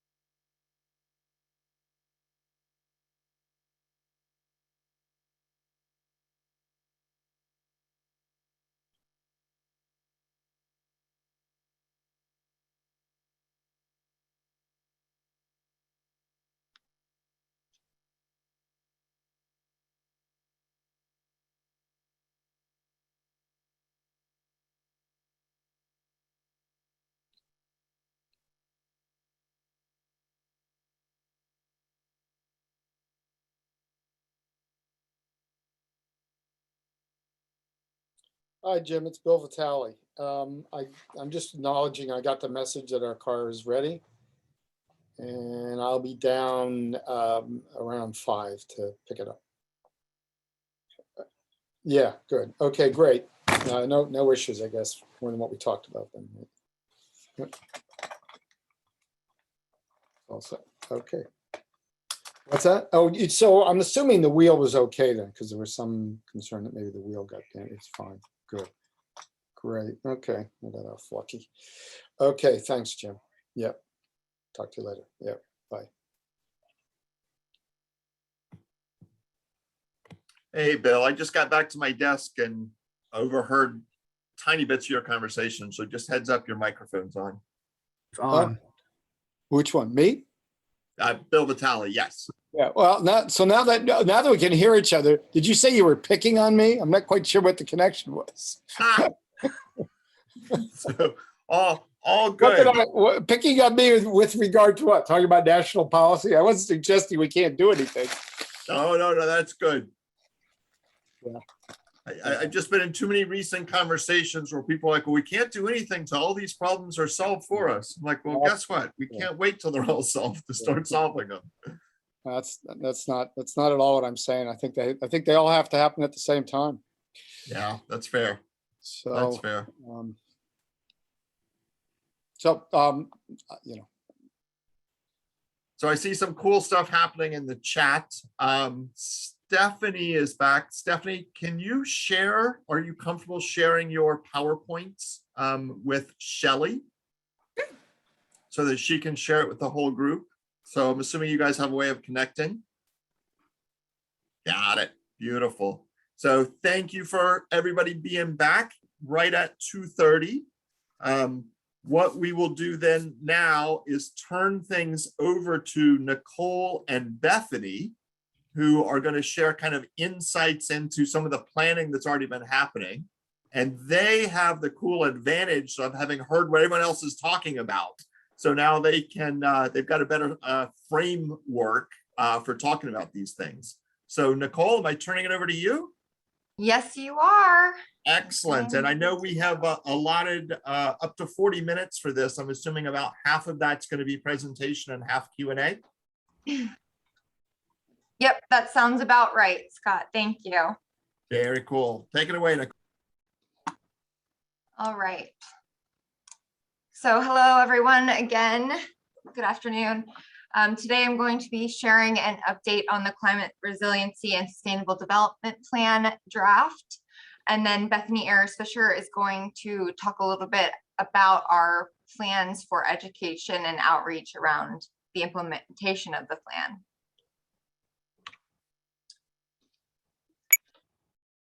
So to get started, I just want to give you an idea of the plan origin or where it came from. So in 2019, the city joined a cohort of a program that was developed by the Pennsylvania Department of Environmental Protection, along with ICLEI, which is the Local Governments for Sustainability. And the purpose of the program was to help local governments create their own local climate action plans that supported the state climate action plan. So that program provided technical assistance as well as a template for the city to create a plan in line with the state's action plan. My predecessor, along with Bethany and some other folks on the call, worked to take that template and to create the Climate Resiliency Plan draft in June of 2020. So as we all know, COVID was in full swing at that time, so the plan kind of got pushed to the back burner while the city dealt with all the issues and the other priorities. I joined in May of this year, 2021, and picked it back up and built on the great work that those folks had already done. Reviewing the plan, I thought it did an excellent job of focusing on the energy aspect and the greenhouse gas reduction aspect. But as if you're familiar with sustainability, there are actually 3 pillars of sustainability, and that's you have to address the social, environmental, and economic impacts. to create a truly sustainable entity or organization. So we wanted to build a really comprehensive plan that also took into account the resolutions that the city had already passed regarding renewable energy, as well as a zero waste status initiative. And along with some influence by the Philadelphia Green Works plan. And with that, we created the Climate Resiliency and Sustainable Development Plan. And we broke the plan into 6 categories, which we're calling the Sustainable 6. And these are energy and greenhouse gases, where we want to focus on energy efficiency, transition to renewable energy and equitable energy for all. And obviously with that, we'll reduce our greenhouse gas emissions. The second category is waste, where we want to focus on achieving that zero waste status by 2050. Water, protecting and conserving that valuable resource. Mobility, focusing on alternative transportation, clean transportation. Public health and quality of life, making sure that our residents are healthy, because a healthy population is a resilient population. And then also community and economic development. Again, focusing on the 3 pillars of sustainability, addressing social, environmental, and economic aspects. So we took the 6 categories and we broke them out with specific targets and objectives. Now these targets and objectives, some were taken from the resolutions that have already been passed, and then others that supported our goals in these areas.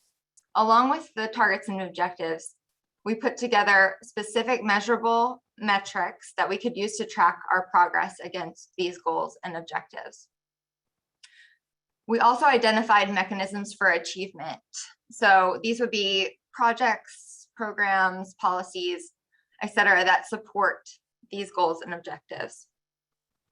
We identified key stakeholders in each of these categories that would have internally and externally that would have influence or impact on these categories. Additionally, we outlined the associated United Nations Sustainable Development Goals, associated community and outreach projects, with which Bethany will talk about a little later in the presentation, and then some other supporting information. And then basically we took this framework and we translated it into a readable format, which became the Climate Resiliency and Sustainable Development Plan. Now, as you'll notice from looking at the table of contents, this is a 33-page plan as it is in draft form. And that's intentional. We didn't want to make it a 150-page scientific report because this is going to be public facing and we want the public to engage with this. We want them to read it and understand it, and we want it to be visually appealing so they want to read it. And with those Sustainable 6, thanks to Christian and his team for putting those logos together, we want people to start being able to identify different programs and outreach initiatives and associate them with these Sustainable 6 goals.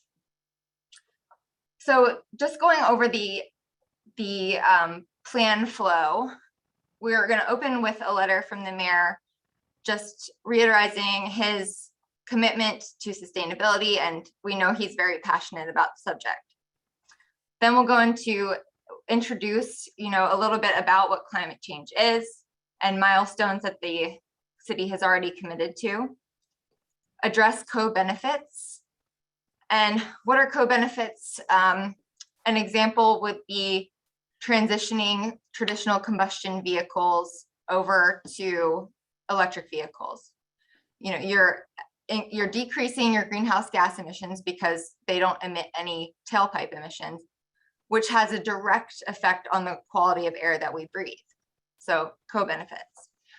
Working together, outlining our partnerships and how the plan came together. Stakeholder engagement, how we plan to engage the public and have them participate in this plan. And then we break it out into the Sustainable 6. So each of the Sustainable 6 categories have their own section, which I'll show you in a moment.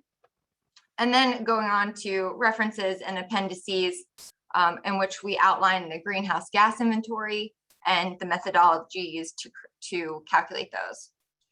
So this plan is going to be, I should say, the objectives and targets will be thoroughly evaluated and updated every 3 years in line with the state LCAP plan. And the metrics and projects will be updated ongoing on the city website. And then the greenhouse gas inventory will be updated annually. So this is a sample of one of the S6 category sections within the plan. This one is of energy and greenhouse gases. And all of these are laid out the same. So it opens up with benefits, again, addressing those 3 pillars of sustainability. What are the social, environmental, and economic benefits to this initiative? And then it goes on to address objectives. And these are the objectives taken from that framework. For energy and greenhouse gases, we want to provide safe, secure, reliable, and equitable access to power for all residents, increase energy efficiency in all sectors across the city, transition to renewable energy sources in all sectors, and reduce greenhouse gas emissions according to statewide reduction goals. Then we outline what metrics we're using to track progress towards these goals. Right now, with the available data we have, we're tracking annual carbon dioxide equivalent metric tons of greenhouse gases emitted by sector, energy consumption by sector, and then carbon dioxide equivalent tons emitted per capita. Then we have a section on what the city can do, and this goes to the mechanisms of achievement. So these are programs, policies, projects that we can look at to help support the achievement of these goals. Current projects, these are current projects that the city is working on. For example, the wastewater treatment plant has just kicked off a partnership with Pennsylvania Department of Environmental Protection for an energy efficiency program with the ultimate goal of establishing an energy management plan to reduce energy consumption by at least 10%. We're also in the midst of a citywide LED streetlight upgrade project. I believe out of the 1,200 the city owns, around 800 have been completed so far, with the remaining 600 to be completed by end of year. And then we have a section that says, click here to find more information about current projects. And this link will take you to the area on the city website, which will have additional information about the current projects, other resources for residents to look into under this category. Also, we have a section here on the right that says what you can do, and these are specific tips and advice for the resident or anyone to use to help support the goal. And then finally, there's a section for performance where we disclose the metrics, the data from the metrics to support our progress towards these goals. So this graph is showing carbon dioxide emitted by sector. The good news is it does appear that the city as a whole has decreased carbon dioxide emissions from 2016. And then, as I said, the link will take you to the section on the city website, which will be the same logo, again, as listed in the plan, where you can find out more information about this energy and greenhouse gases in this instance. As I said, the city did complete greenhouse gas inventory for 2016 and 2020. This was calculated in a tool provided by ICLEI called ClearPath. It required the collection and input of data across several sectors for the city, including residential, energy, commercial, industrial, transportation and mobile sources, solid waste, and water and wastewater. Now, I will offer this disclaimer when using this data. Scope 2 emissions come from electricity, and those are very difficult to calculate in some instances. And I say that without confusing anyone too much, but so the calculation for the electricity in this data is taken from the grid mix for the grid that supplies this area, that supplies Pennsylvania. So based on the mix, and what I mean by that is like the mix supplying this area is a mix of nuclear, coal, renewables, hydro, thermal. It's a diverse portfolio. So based on that mix, they calculate the carbon dioxide equivalent of the electricity. Now, it can be somewhat off because you have the power to choose where your electricity comes from in the state of Pennsylvania. So a company can choose that they buy all renewable energy, and that may not be reflected in this calculation. Or if someone's buying all nuclear energy, although it's not renewable, it does not emit any carbon dioxide. So I want to say this should be used as a benchmarking tool and not necessarily the exact emissions. So what's a plan without action, right? So we can have all the pretty plans that we want, but if nothing gets done on it, what's it for? So we have created working groups, and I'm going to outline how that works in here. The first is the P4 task force, and the name comes from, if you're familiar in the corporate world, the triple bottom line, or what we talked about, the 3 pillars of sustainability: social, environmental, and economic. And we made it the quadruple bottom line. So the P4 task force takes the 3 pillars of sustainability: people, planet, and prosperity, and it adds that purpose, the 4th P, to ensure that we're acting with integrity and that our core values are reflected in all of the work that we do. So the P4 task force meets monthly, and it's composed of members of the administration and city staff, the leads of the Sustainable 6 working groups, and we still need to identify a few of those leads, but they meet, well, I should say we meet monthly. The internal S6 working groups are composed of people from all over city staff, across many different departments. And this goes back to what was said earlier, and forgive me, I don't remember who said it, but all of these departments are involved in sustainability. To be successful, sustainability has to permeate the entire administration, the entire organization, and it has to be at the core of what we do. So we're putting together these working groups, which will kick off next month, so that we can all work together to ensure that these goals are aligned with the ultimate goal of sustainability. And then finally, once the plan is finalized and adopted, we will bring in our external partners, which will meet on at least a semi-annual basis, unless working on a particular project together, to introduce the plan to them, get their buy-in, and understand how we can work together to ultimately achieve these goals. And now I'm going to turn it over to Bethany to talk a little bit about education and outreach. Okay. This is going to be a big lift. We are implementing sustainable practices, and it's going to involve a shift of how we think about our challenges and the tools that we have to solve them. So we are putting together a comprehensive plan to educate our staff, our partners, and our constituents.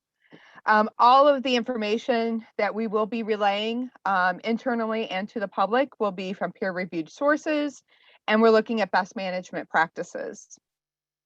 And we're also going to make sure that anything that we're using internally are going to be available to our constituents to use as well. So they don't have to invent the wheel. They can take something and say, okay, we're going to do this as an internal training. We're really looking to make sure that we have specific education to the different project plans and goals. So there may be something very specific on, doing workshops on how to be more energy efficient at home, but also for our contractors and builders and things like that, how can they implement more sustainable energy use in their building projects as well. And to reach the most people, of course, we're going to use a variety of delivery methods. So, it may be things, newsletters, workshops, field trips, conferences, community outreach days, having a BC TV show, and of course, using our website and Reading specific curriculum materials. I just got an email earlier today about, we've got all the plastic is choking our oceans. I'm like, dude, the plastic's choking our city. And so making sure that we're working on the hyperlocal level to do this education and outreach. And making sure that our students have opportunities to do community service projects and also to do community science projects related to the sustainability plan. After all, they have the most to gain and the most to lose, depending on how we succeed. I think we can go to the next slide. And because we are a small but mighty crew, we cannot do this work all by ourselves. And we have already identified partners to help make this lift possible. We're working with the Sustainability Institute at Penn State, and they have classes actually help us do some research on what are those initial questions that we have. So even before we go out to RFP, to help us answer questions so we can write good RFPs. Working with the Berks County Conservation District on things like water and urban ag. Of course, our great friends at Berks Nature who do so much to help conserve our forests and have great programming that we can make sure that our residents and constituents have access to. The Reading Public Library is one of our great resources in the city. And making sure that not only are those buildings energy efficient, but people understand and have resources available so their homes can be energy efficient. And then, of course, doing the fun stuff, the community outreach at events like Earth Day and the Berks Multicultural Fest and going to Pride and all of those activities and events. Our cleanups is a great way to talk to people and have those conversations versus having people yell at us at meetings. And then, of course, working with our colleges and universities. So, we're already working with Penn State, Berks, Albright, Alvernia, and RAC. And I'm hoping to be adding Kutztown to that in the near future. We've got great universities and they can not only help with the technical aspects, but also with the research and the outreach for us as well. And I think that closes it out for me. And so we're going to get to the timeline. Thank you, Beth. So I'm going to wrap this up by just giving an updated timeline of hopefully plan adoption. So last month in August, we reviewed the plan with the mayor's office. We also had ICLEI review from a technical standpoint to ensure the plan met all of the qualifications of the LCAP program, and that was approved. Today, here we are, September 10th, at the summit, introducing the plan content and framework to all of you. As I mentioned earlier, for next month, we will be kicking off the S6 working groups with a communication and invites to be going out next week for those. We're going to start off with a kickoff meeting for all of the S6 working group members to introduce the plan and expectations, to help them understand why they were invited. A lot of people in parking or zoning or wherever other department may not understand, why am I being invited to a sustainability working group? And that's our job to educate them, because we may not know what the true value of the partnership will be until we start working together. Between the kickoff and the S6 working group breakout meetings, we'll be distributing some info packets, a little bit of homework, pre-work for the meetings, which will be a copy of the plan with instructions to review particularly their section of the plan, and then answer some questions on a survey that we've created. So we have good feedback going into those kickoff meetings. And then November, we are aiming to have a council workshop where we will meet with members of council to introduce the plan, answer any questions, and just informally help them understand the vision before going to December with public comment and outreach, and then ultimately presenting to council. So with that, thank you all, and open to any questions. Wow, very cool. So I'm supposed to be neutral and professional and calm and all those kinds of things, because that's the role of the facilitator. But I want to start with just that's awesome. So very cool. Well done. So kudos to everyone involved in putting it together. So now I'm going to go back to professional role. I want to throw it over to the EAC and Stephanie first, just for any kind of questions, responses, reactions. So anyone want to volunteer, throw your hand up? Go for it, Stephanie. I saw your hand first, and I can tell Bill's thinking hard. So Stephanie, Bill, Ann. Mine aren't going to be organized, so maybe Shelley can jot these down for another meeting sometime. But I'm really curious about ways that I can support like that sort of public comment or facilitate connections towards the end. I'm really interested, because I'm heading up RAC Sustainability Task Force, about ways to involve RAC students. I was really interested in class visits, but also Kathy and I have connected on involving a student on the EAC and in the Green Infrastructure Committee. So I'm excited about doing more of that. I forgot the last thing I was going to say. Maybe I'll think of it later, but I'd love to just kind of maintain a conversation, keep it going, so that I know any ways that I can continue to support you. But yeah, I second Scott's comment. Amazing. Thank you. Very cool. Thank you, Stephanie. Bill, then Ann. Oops, I'm sorry, Bethany, go for it. Can I respond to Stephanie? Shoot me an email. I am happy to do in-class visits with any of our college classes. I do have a few set up already with different schools. I'm happy to do field trips, talk about, or even just come in and talk about the plan and what it is. And then kind of have the students go through the same process that we're going to be going through with other groups as well. Thank you, Bethany. Bill, Ann? Yeah, first of all, it's nice to sit in a meeting, see a timeline, and to look at it and go, oh, we're at that meeting that's on the timeline. We're already implementing it.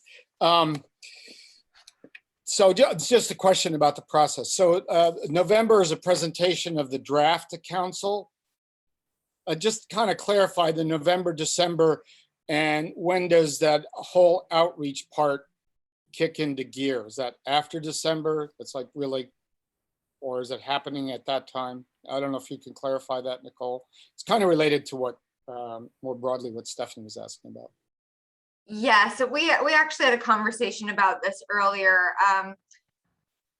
We, in conversations with Stan, and please jump in if you'd like, Stan, but felt like we should have conversation with council to introduce the plan layout and the framework, and to answer any questions and any major issues ahead of time before bringing it out to the public, and then finalizing it and presenting for adoption, just to have that, because we know not everyone has a sustainability background or environmental background, so we can maybe answer those questions on the front end before finalizing it. And that December, in the December timeline, is the outreach or the public presentation. I mean, what is envisioned in that time frame, not that entire list that Bethany had, correct? That's like, No, we were imagining more of a workshop or something along those lines of introducing the plan and just getting public feedback and comment just on the plan itself.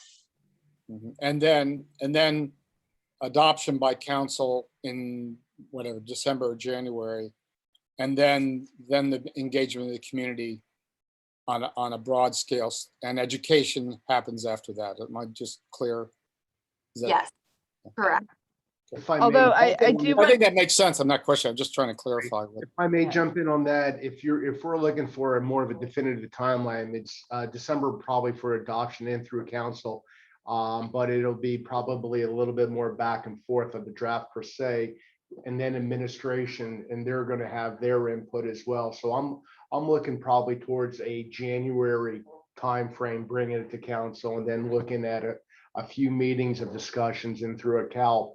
But that's all dependent in terms of the adoptions through administration, and then conversation as well with Frank and Abe and the mayor itself, because they know the processes better than I do. I just want to err on reality, and with Christmas coming through.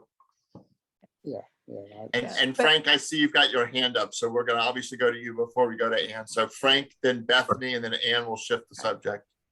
I'll just make it real quick, but it's important what Stan, just follow up what Stan said before council before we present a finalized document to city council for their consideration, it's really critical to have that public engagement aspect of it, because this document, and the mayor has really emphasized this, it's a common vision. And if it's going to be a common vision, it has to have the public component. So when we're ready to have it adopted, we will already have the public's input. So that will actually be the last step. So certainly, Bill, you've been asking about our timeline. We're going to be committed to that timeline, but we are running into the holiday. It's a very aggressive timeline, but we are running into the holiday schedule. And council is going to be October, November, really involved in the budget process. But we're sticking with that timeline, but we're keeping a little bit of flexibility where we may run to January, February of next year, but no later.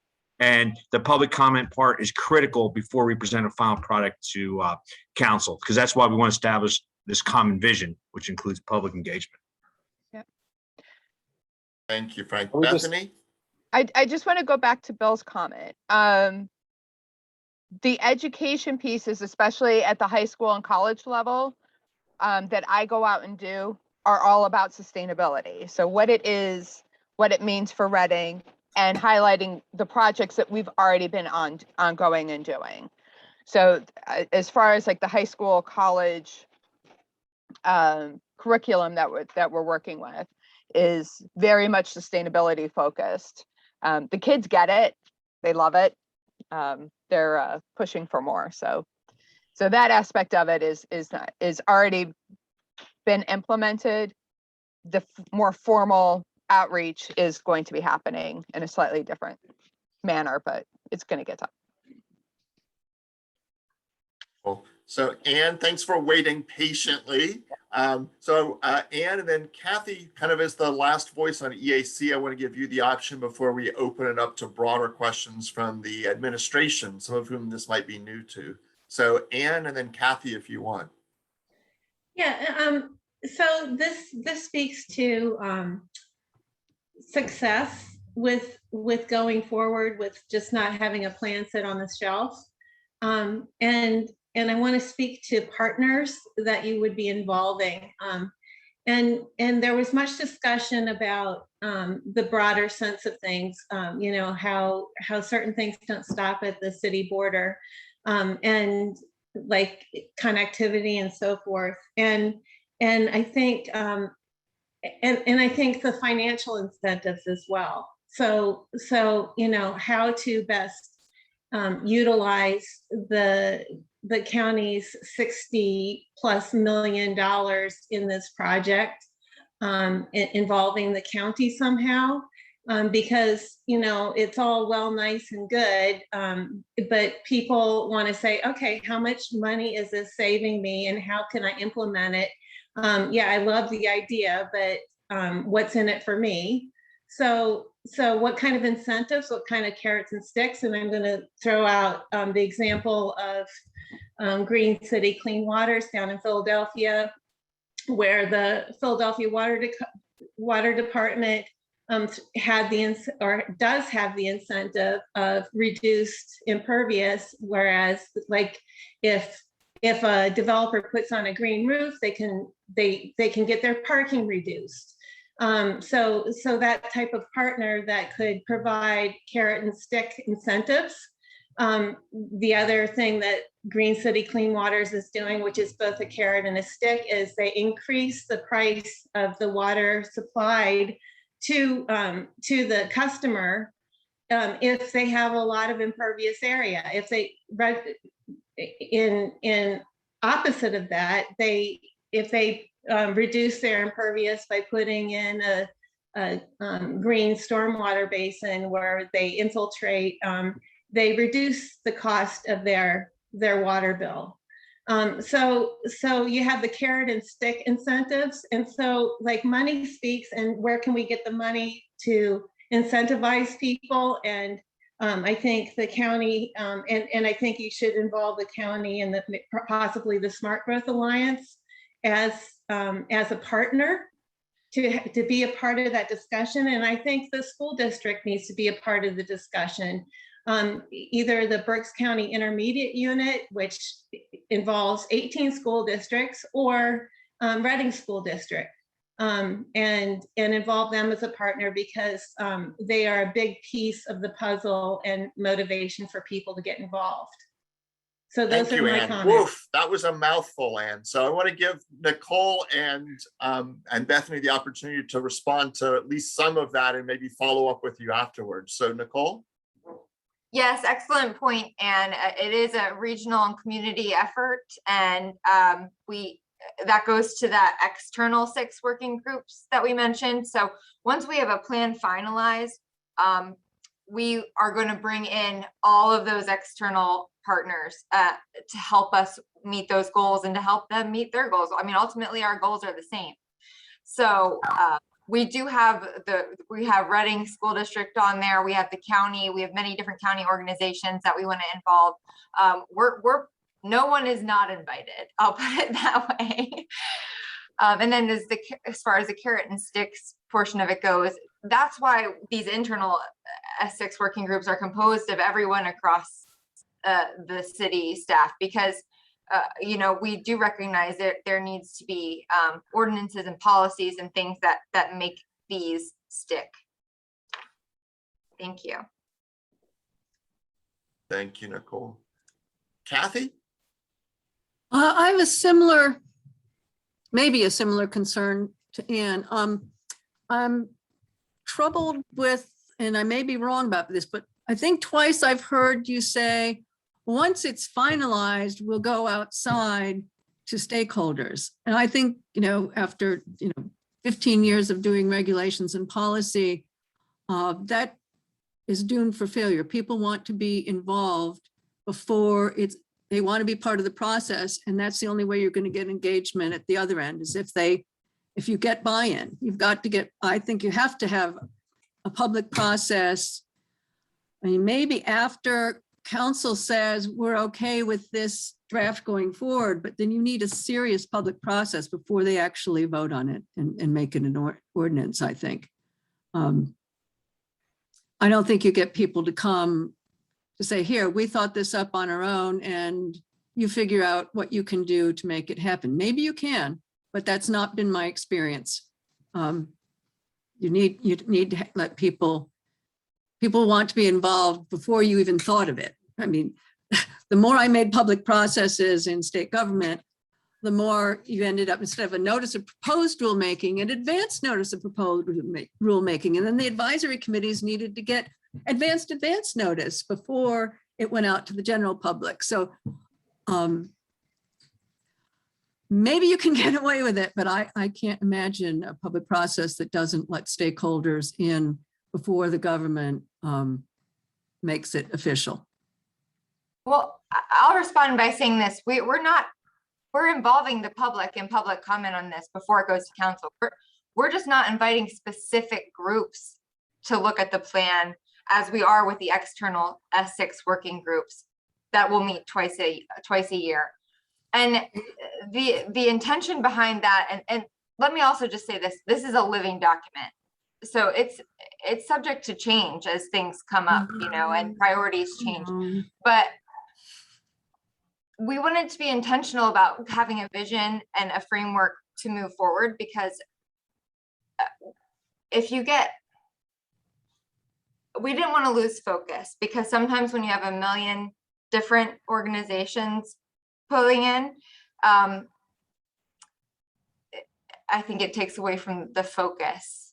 Sure it does. That's democracy in action. It's messy, and it's time consuming. And yeah, they're going to have all different focuses. You can still decide what your focus is and stay with it. But if you've gotten the feedback, and that's why we're going to do public comment to them. So yeah. What is it going? What does that look like? What does the public? May I interject? In all due deference to the entire group, we just had a little conversation on just plastic bags. And we found that internal conversations with administration and with council, we can't do this alone, because people would travel outside the city to other locations and get plastic bags. And that would put an economic hardship on our sellers internally. And so we have to wait for other outside, outside, I don't want to use the term influencers, but to that effect, how we're going to shape. And that's where we're going to do it en masse. But getting back to even the carrot and stick, I think that's something that we'll talk about. But if we're going to maintain the timelines that yourself, Bill, and everyone else wants to now follow, we're now extending it out to Q2, Q3, Q4 in 2022. And I think we're on a proper path now that we all are in wonderful agreement. Let's now start this, because they weren't doing anything prior before. And it was a mishmash. And I think with Nicole and Bethany and with the lead of administration and yourselves help, I love this. This is a great, but I don't want to get bogged down in some of the minutia that would take away from our progress, being able to go to council in January, February to get true buy-in. It's just my thoughts. Very cool. Bill, I see your hand. I just want to do a quick time check. So we're right at 3:10. So what that puts us on the agenda, just so everyone's on the same page, where that puts us is the beginning of the question and discussion period. So I think we're kind of right on track. I just wanted to kind of point that out. So Bill, you've got a question, and then I do want to make sure that people like Ken and Rudy and Christian and Naomi and Abe have the opportunity to kind of bounce in here. So Bill? Well, I don't want to beat this to death, but I kind of want to back up Kathy on the, I think in some ways the connecting with the community outreach may be harder than the components of the plan. I have to tell Bethany that. You know, it's one thing, and I think Stan was suggesting maybe that Kathy and I are saying we want the timeline to be pushed. I think if we add 3 months to the process and it helps with success and involvement, I think, you know, we've got decades of crises out there, and another 3 months might not make that difference. But it's one thing to talk about outreach, and any of us who've been working in this community over the years, in terms of these issues, this is not Portland or Austin, Texas. This is a community that is not as tuned in, broadly speaking, as those of us sitting on these Zoom calls. And so getting that buy-in is going to be a real challenge. I'm glad to hear that Frank said the mayor is committed to getting community input, but I think that has to be, I mean, we all seen, or a lot of us have seen, what happens when the CD budget comes up for public input. I mean, there's a meeting, maybe somebody shows up, maybe not. I think we collectively, and you know, I think the EAC and Ready for 100 would offer whatever help it can in terms of making this work. We have to figure out how we actually get the community engaged, and that's part of the education process. And I'm going to reiterate what Kathy said. Success going forward is going to require a lot of different parts of the community. I mean, that's the people who live in the neighborhoods, the businesses that are going to have to, you know, I mean, there's going to be some challenges. People are going to have to make some changes that they're not going to readily jump on unless they kind of see why it makes sense for them, health-wise, economically wise. I mean, you know, every grandchildren wise. So I think it can't, that the aspect of outreach and involvement of the community can't be, the importance of it can't be overemphasized. I just think it's. No, When I see Frank dis- wanted to have a response and then Stan. So Frank, then Stan, and then actually I'll offer a best practice that others are using. So Frank, Stan, and then I'm going to jump in real quick. Sure. And I just have just a really quick follow-up is yes, community outreach is key. I know it can be challenging at times, but we're equipped and we have the people and staff to be able to do that. But it's a really key function that the mayor is emphasizing, because at the end of the day, the most important stakeholder are the residents, because at some point there's going to be a fiscal requirement from this that we may have to put more fiscal resources, and we're going to ask our residents to be able to be part of that process and put a financial commitment to this. We don't know what that is, but this does cost money to do this. And it's critical to the people who are going to be paying the bill, if, for lack of a better word, to make sure that they are on board. Like any investment, any company, you go to your investors, you go to your stockholders, you need their buy-in first, because they're making it happen by paying the bill. So I think it's really critical to get that public input, as everybody's been saying, but it's the most critical component, because there is a financial component to this, and we have to make sure that we have that support, and we will do the best job we can. And we think we'll be successful in reaching out, you know, as best as you can in any of these circumstances to the community, but it's critical. And I know the mayor believes that's a really critical component for us to really move forward. Otherwise, without that commitment, it's very difficult to move forward without having that taken care of first. Very cool. So Stan, you were going to jump in, and then we want to hear from Naomi, Rudy, Ken, Abe, or Christian, just one of the voices we haven't yet heard. Stan? I guess me seeing frustration on a lot of people's faces the last few years, even talking with the previous sustainability manager, and what brought him to frustration, not being able even to bring a bike lane into an area, a street that's wide enough for us to put a 5-foot wide car path in for him. And I just want us all to be in the same path, because this is such a great, I really think of all the committees I'm on, that I think this is the best committee, because I see what we can do in 2050 for my grandchildren. They're not even born yet. And I'm really looking forward to making this community a vibrant, safe, and a healthy, as Stephanie's preferred, it's a healthy environment. The more sustainable we are, the healthier we are as human beings. And I think this is a great committee. And I'm proud to be part of it. And I'm really proud of both Bethany and Nicole. They're very smart people, and I love working with them, and then administration. I'm very fortunate to be part of this group. Very cool. So I know I had thrown my name in there, so I still want to hold that. But we do want to hear from Christian, Abe, Ken, Rudy, or Naomi. The one thing I would offer from strategic planning on non-sustainability issues and from sustainability issues, something to consider is, at this point, every strategic plan faces these exact questions. One thing to keep in mind is there are some activities that you would be doing whether or not it was part of this strategic sustainability plan. So there are some simple things that you would be doing no matter what. So nothing, does not require, for example, public input to say, hey, we want to investigate how to improve the energy efficiency and save money. So there are some pieces. And so as you think through the kind of broader communication strategy, there are some things that you can be doing now because you would be doing them whether or not it was part of a plan. And there are some things that you realize, hey, wait a minute, now that I understand the plan, these are some additional things we would also be doing whether or not it was part of a plan.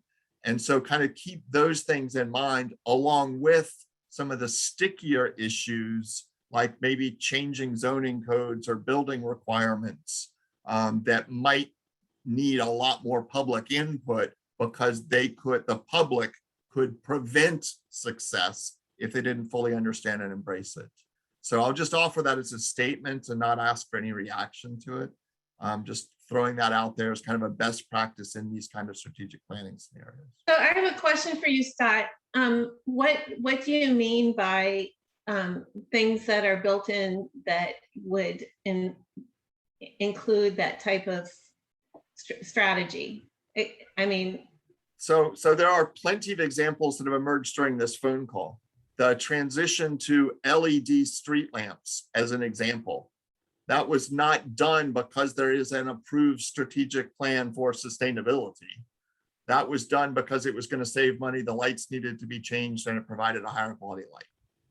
We heard from Ken about improving some of the IT technology. That was something that was done because it made sense.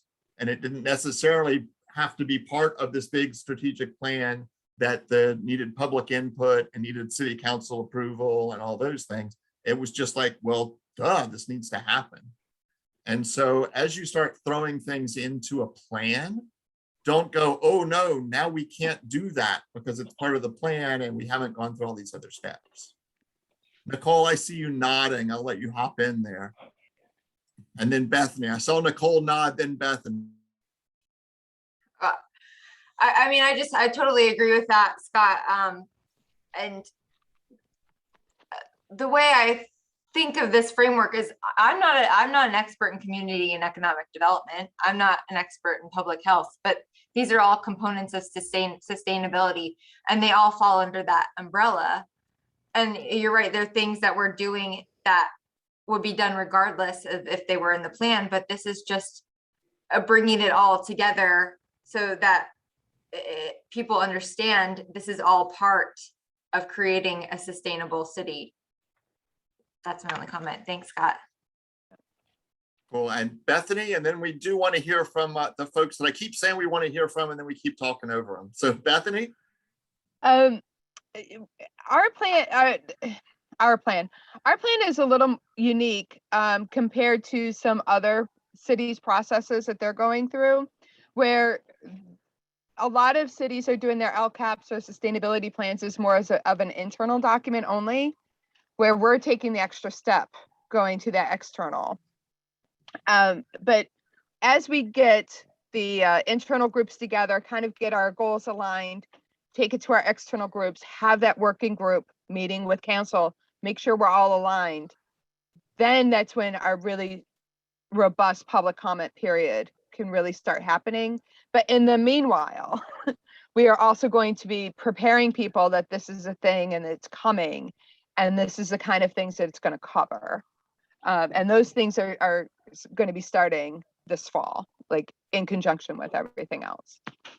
And so that way we're not hitting with anybody with like, oh my God, it's something new and yada, yada, yada. And what do these crazy ladies think they're doing to us?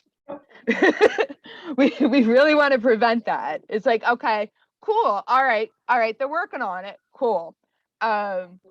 Which I've spent the last year with all of you going, we haven't put it away. We're working on it. It's going. And now we're ready to release it bigger to the public. But it's going to take a good solid year starting in 2022 of really robust and aggressive outreach and communication internally and externally, so people are all on the same page. But that's also going to be starting before we actually adopt the plan as well, because we need everybody's input. Like, okay, yeah, we're good with this concept. Thank you, Bethany. So I'm kind of looking across my screen, and unless someone else volunteers, I'm just going to randomly pick on one of you who's not yet shared. And Christian laughed at that statement, so I'm going to pick on Christian and then Rudy, who's looking very pensive. So Christian and Rudy. What can I say? No, well, listening to the discussion and one thing that it could be very beneficial, and it sounds bad, but it's kind of the reality. It's with all this virtual world that we're experiencing, obviously trying to keep distance and practicing some other ways to communicate. There are so many ways in my end that we can connect and bring that survey, that input from the public, and bring them closer and have them more involved and into, you know, the planning and the final product of that you guys are putting together.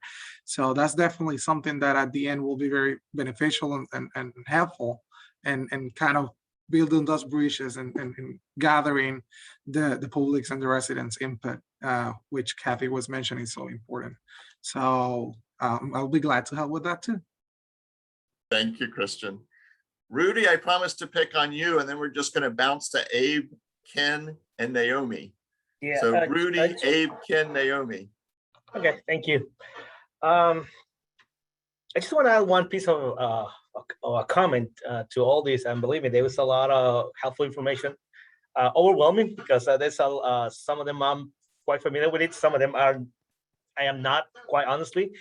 But the one key element, and this is just by, you know, my experience in property maintenance, I'm pretty much dealing with all type of residents in the city, in and out in the last few years. And the one element that I see that it's it's pretty much we can have all the information that we want, we can have all the advertising, we can have everything that pretty much is available out there in order to educate and really have the residents understand all this initiative or all this stuff that makes our life better.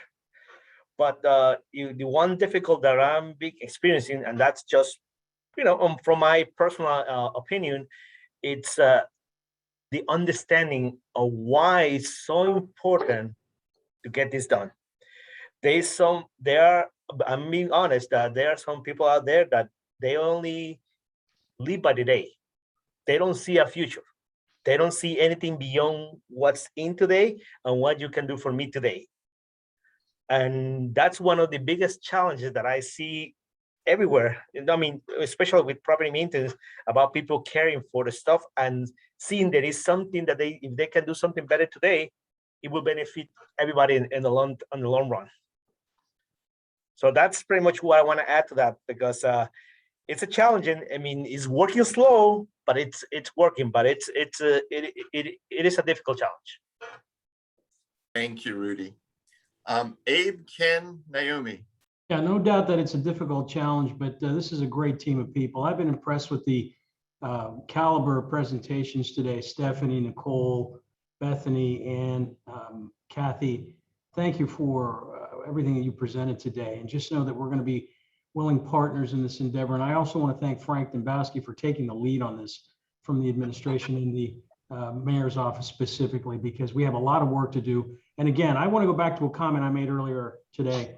We need to also get regional buy-in on this as well, because we can't do this by ourselves. We cannot operate in a silo. So I look forward to spearheading that as well. Thank you, Abe. Ken, Naomi, Christian, was that directly related to Abe's comment? Kind of linked it, but in following to what Rudy said, I think also always to keep in mind, and what the 2020 census just recently showed, is that we continue to be one of the strongest Latino-based population in the Commonwealth, and we have a strong Latino base here. So anything that you came up on the planning, anything ends up on the final planning should speak to that population that we have, which is a strong Latino-based population. Thank you, Christian. Ken, Naomi, and then I want to circle back to Nicole and Bethany, because Nicole, I know you had a couple other little tidbits to add to it, and Bethany, I see you do too. So Ken, Naomi, Nicole, Bethany. Yeah, there's I think, I keep hearing about, getting the public buy-in. I would say go after the hot topics. I don't know. I heard somebody bring up the one about the Philadelphia, something in Philadelphia was doing. I read that they were actually somehow with their trash pickup and stuff like this, they were actually getting people to pick up the trash from their streets, putting it out with their trash cans and stuff like that, which right now, the big thing in the city is the parking. So if you can cut down street sweeping once a week to every other week or something like that, it helps out with the parking. It's all stuff you can snowball in. Now, whether or not it works here or not, I don't know, but it could be part of the Clean City Initiative. It could get you guys on the map that people know what you're doing. And the other comment I have is I'm surprised Shelley hasn't spoken up with all the power stuff about her printer resetting all the time. We actually have a low voltage problem here at City Hall. And the only office that actually notices is Shelley's department. I think we have an extension cord on her printer to keep it working for her. We're working hard not to work our printer so hard, Ken, just so you know. That's right. That's right. So That happened to me just yesterday at my house. Oh, this is consistent. We have a list. I love it. I love it. Let's hear from Naomi, and then I do want to give Nicole and Bethany an opportunity to respond to a couple of specific pieces, and then obviously we want to hear Shelley's input too. So, Naomi. Yeah, well, first of all, thank you all for your work. You've done a lot here. So I just wanted to start by thanking you for all of that. I really like the fact that you're emphasizing this as a living document. I think that's super important. I don't have a lot new to say. I would just say, echo the idea of working with the county and other places that I've worked. That was super important. And then rumor has it that we'll be updating our comprehensive plan over the next year or 2 years. And so this is sort of a long range plan that's going to direct the city's growth and development over sort of 10 to 20 year timeframe. And so I think we'd like to fold in some of the stuff from this plan into that as well. So yeah, happy to support your efforts in any way I can. Thank you, Naomi. So Nicole, I know you had a couple specific items that you wanted to share, and then we want to hear from Bethany, and then I do want to give Shelley the opportunity to jump in. She's shaking her head no. I will jump in before or after Shelley then. So Nicole, Bethany. Well, I just wanted to respond to Naomi first and say thank you, Naomi. We definitely count you as a key partner in the S6 working groups, because I'll say it again, I'm not an expert on the community and economic development and what you all are doing over there. So we definitely want to fold that in to obviously the community and economic development portion of the plan. So look forward to working with you and your group. And then I just wanted to reiterate that there definitely will be a public outreach and public comment before this plan is finalized or goes to council or anything like that. I just wanted to reiterate that when I talked about the external S6 working groups, they were specific organizations that we had identified that we've worked with in the past, or county organizations, nature organizations, others that might have similar goals and targets that we could help them, they could help us, specifically in an organization capacity. Thank you. Very cool, Nicole. Bethany. I actually have a need, and I'm hoping that by putting it out into the universe, especially the universe of this group, because we have a very high Spanish language population in the city, and my Spanish is kitchen Spanish. I'm looking for somebody who can help me out, who can do translation, but also is fluent with the science behind climate change and with some of these sustainable practices. So if anybody knows of anybody good, it's definitely going to be a need going forward. Stephanie says, how fluent with the science, understanding what greenhouse gases are, understanding the basic climate, just like a comfortable science fluency. I can help teach the rest of it. As a volunteer or a paid position? I would, if we can possibly make it, I would prefer to have it at least be a per diem. If I may. Very cool. So hang on real fast. Some of this is stuff that we can do after the meeting with email exchange. Yeah. So I just kind of want to keep an eye on the time here in this meeting. So, and I did see something just bounce in the chat. Frank had specific messaging. So Frank, you want to share that with everybody real fast, and then we'll start to get to specific next steps on the agenda. Sure, thank you. And I didn't want to interrupt the speakers, and I didn't want to lose my thoughts. In the chat box, I basically said the message that we're sharing with the public is, quote, a strong, impactful sustainability plan will improve our environmental conditions in addition to improving our city's livability and vitality. And the reason I say that is there's been a lot of comments about, you know, with the public, not sure if this is something we may want to go, but that's one of our, we got to think ahead, but it's going to improve our living conditions and our city's livability, vitality, something I think everybody would want to be part of and support. So that's my comment there. Very cool. And I see some ongoing chat to kind of answer some of Bethany's needs. So I love it. So make sure and we'll follow up there.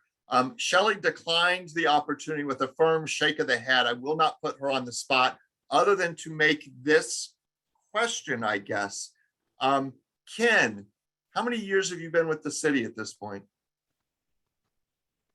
I've only been here, I think 6.5 years. March will be my 7th year.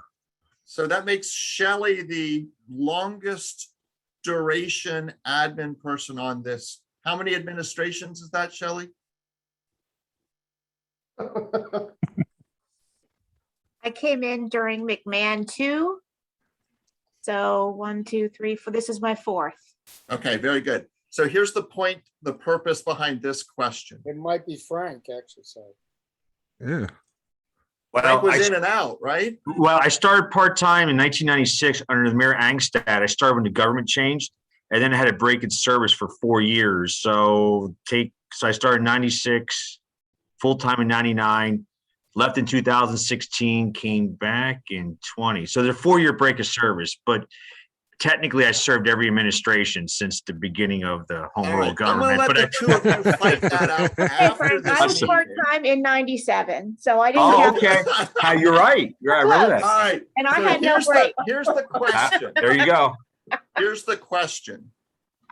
What you're outlining is a multi-generational strategy to address a bunch of topics. So the real question is, what are you going to be doing to make sure this plan survives the end of this administration? And you don't have to answer that right now, but moving forward, what are you doing to make sure this plan survives the end of this administration? Because if the next administration doesn't pick it up, there's not a whole lot you've actually accomplished. So with that horrible, mean question, I want to kind of shift to next steps.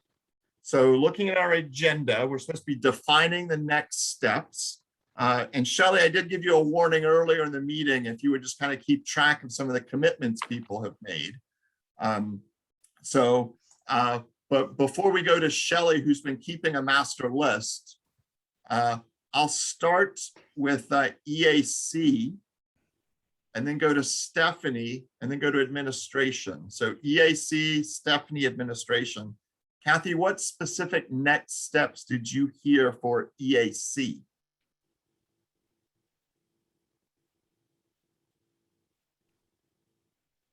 And she's on mute and suffers the fact that she had to go first.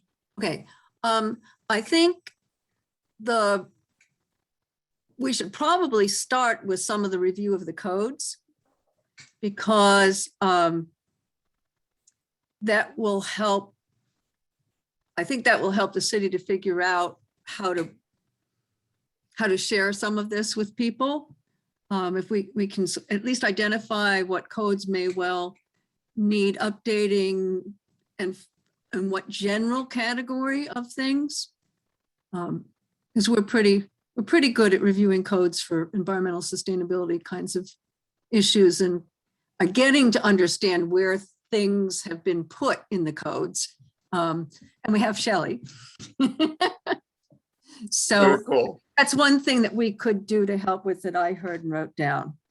Thank you, Kathy. And we'll circle back if there's Okay. some others. Let's just hear from Stephanie, and then Frank, I'm gonna let you represent the administration here. So Stephanie, how about Reading for 100 and some of the groups you're affiliated with? What are some of the next steps you heard from this meeting?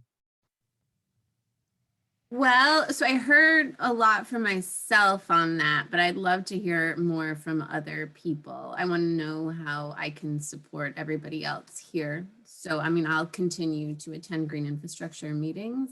I'll continue to stay in contact with Nicole and Bethany, and I will continue to do as much public engagement as I can find time.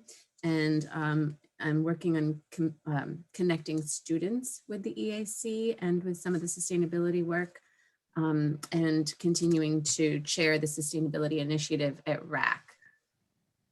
Very cool. Thank you, Stephanie. Frank, so kind of on behalf from the administration's perspective, Sure. What are some of the specific next steps that you heard? And then I will open it up to everybody else before we turn it over to Shelley to kind of let us know what we've missed. Frank? Sure. Well, I'll say this. I learned a lot today on the steps that we're already taking for the presentations I saw from Nicole and Bethany. So, and I know Shelley took great notes on them because I won't regurgitate what we, the current stuff that we're doing because we've talked about it. But what I got from today's conversation, the two next steps that jump at me is the two tangible ones that we can jump right to is kind of finalizing the complete streets policy. That seems to be a very important policy to decide how that's going to get completed and how we memorialize that. So that seemed to be a work in progress and something that's very doable very soon. The second thing, a message from many people is to be able to establish some intergovernmental approach, some regional approach into the work we're doing. So that seems to be really important because all the work that we're doing for it to be impactful in a larger way is get that regional intergovernmental approach. So I think we, as a group, as a team, decide how we approach that. We mentioned the Smart Growth Alliance, the county, the school district, those stakeholders. And I think that may be a further conversation, either offline or maybe an EAC meeting on how we do that. As we finalize our plan, that would be approved by the community and council, how do we get the regional buy-in? So I think that's a big next step. Very cool. Thank you, Frank. And before we go to Shelley, open it up to the group. Are there any specific next steps that you as an individual heard you need to leave this meeting with? So any individual kind of, definite next steps for yourself?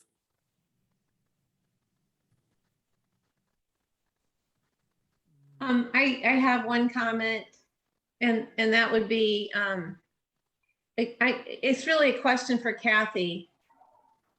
And does it need to be part of this meeting or is it offline? Yeah, does code include policy? That's an excellent question.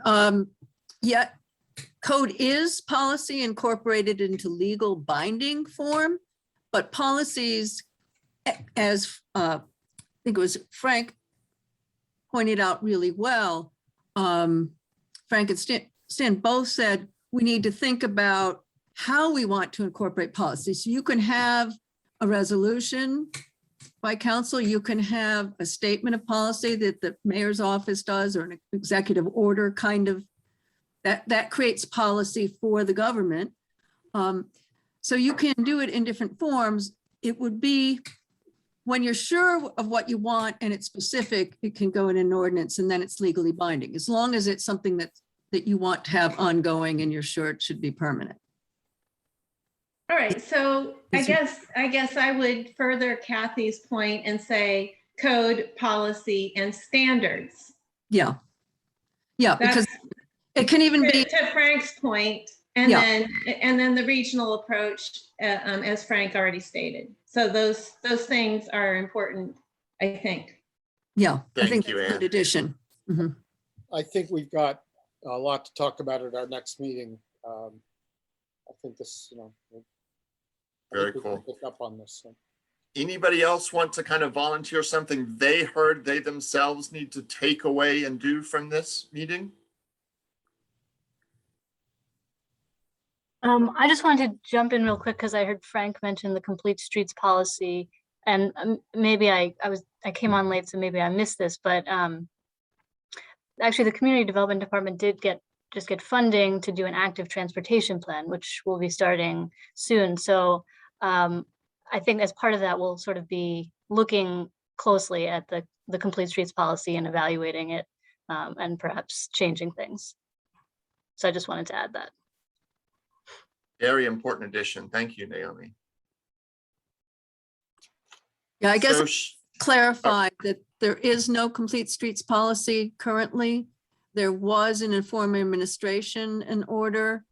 I don't know the form that took, so I don't know that that's still.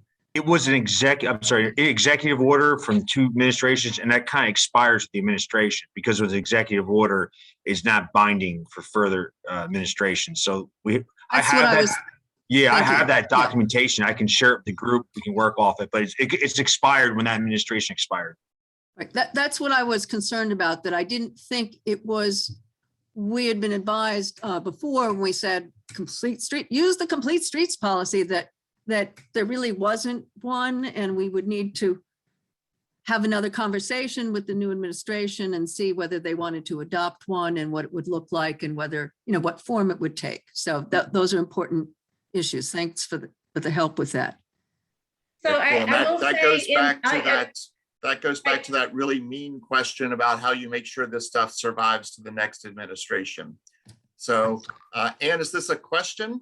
Yeah, so sort of, no, not really. Okay, if it's not a question, let's go to Shelley real fast, because what we definitely need to do, given the objectives of the meeting, is make sure we understand what these next steps are. So Shelley, what are the other kind of next steps that you captured in the notes that didn't just get reiterated here? The Abe has committed to assisting with the regional approach and possibly having a future summit similar to this with our regional partners, as did Bill and Frank. Stephanie and Christian committed to helping with public outreach. Those were the ones that we didn't just cover now. Very cool. Thank you, Shelley. And Anne, were you talking about another specific next step? Yeah, well, it's just a point that it's part of the next step. I don't know if it qualifies, but in the RFPs currently going out from the city of Reading, I don't know if you know this, but complete streets is listed in the RFPs, but it's not implemented. It's not enforced or implemented in the RFPs, but it's in them. The words or a copy of it? The words. Okay. Like, wishy-washy, try to implement complete streets, which is never done. Very cool. So that sounds like, go ahead, Stan. We're part of the new paving project, which would be in the next 4 calendar years, probably close to $15 million.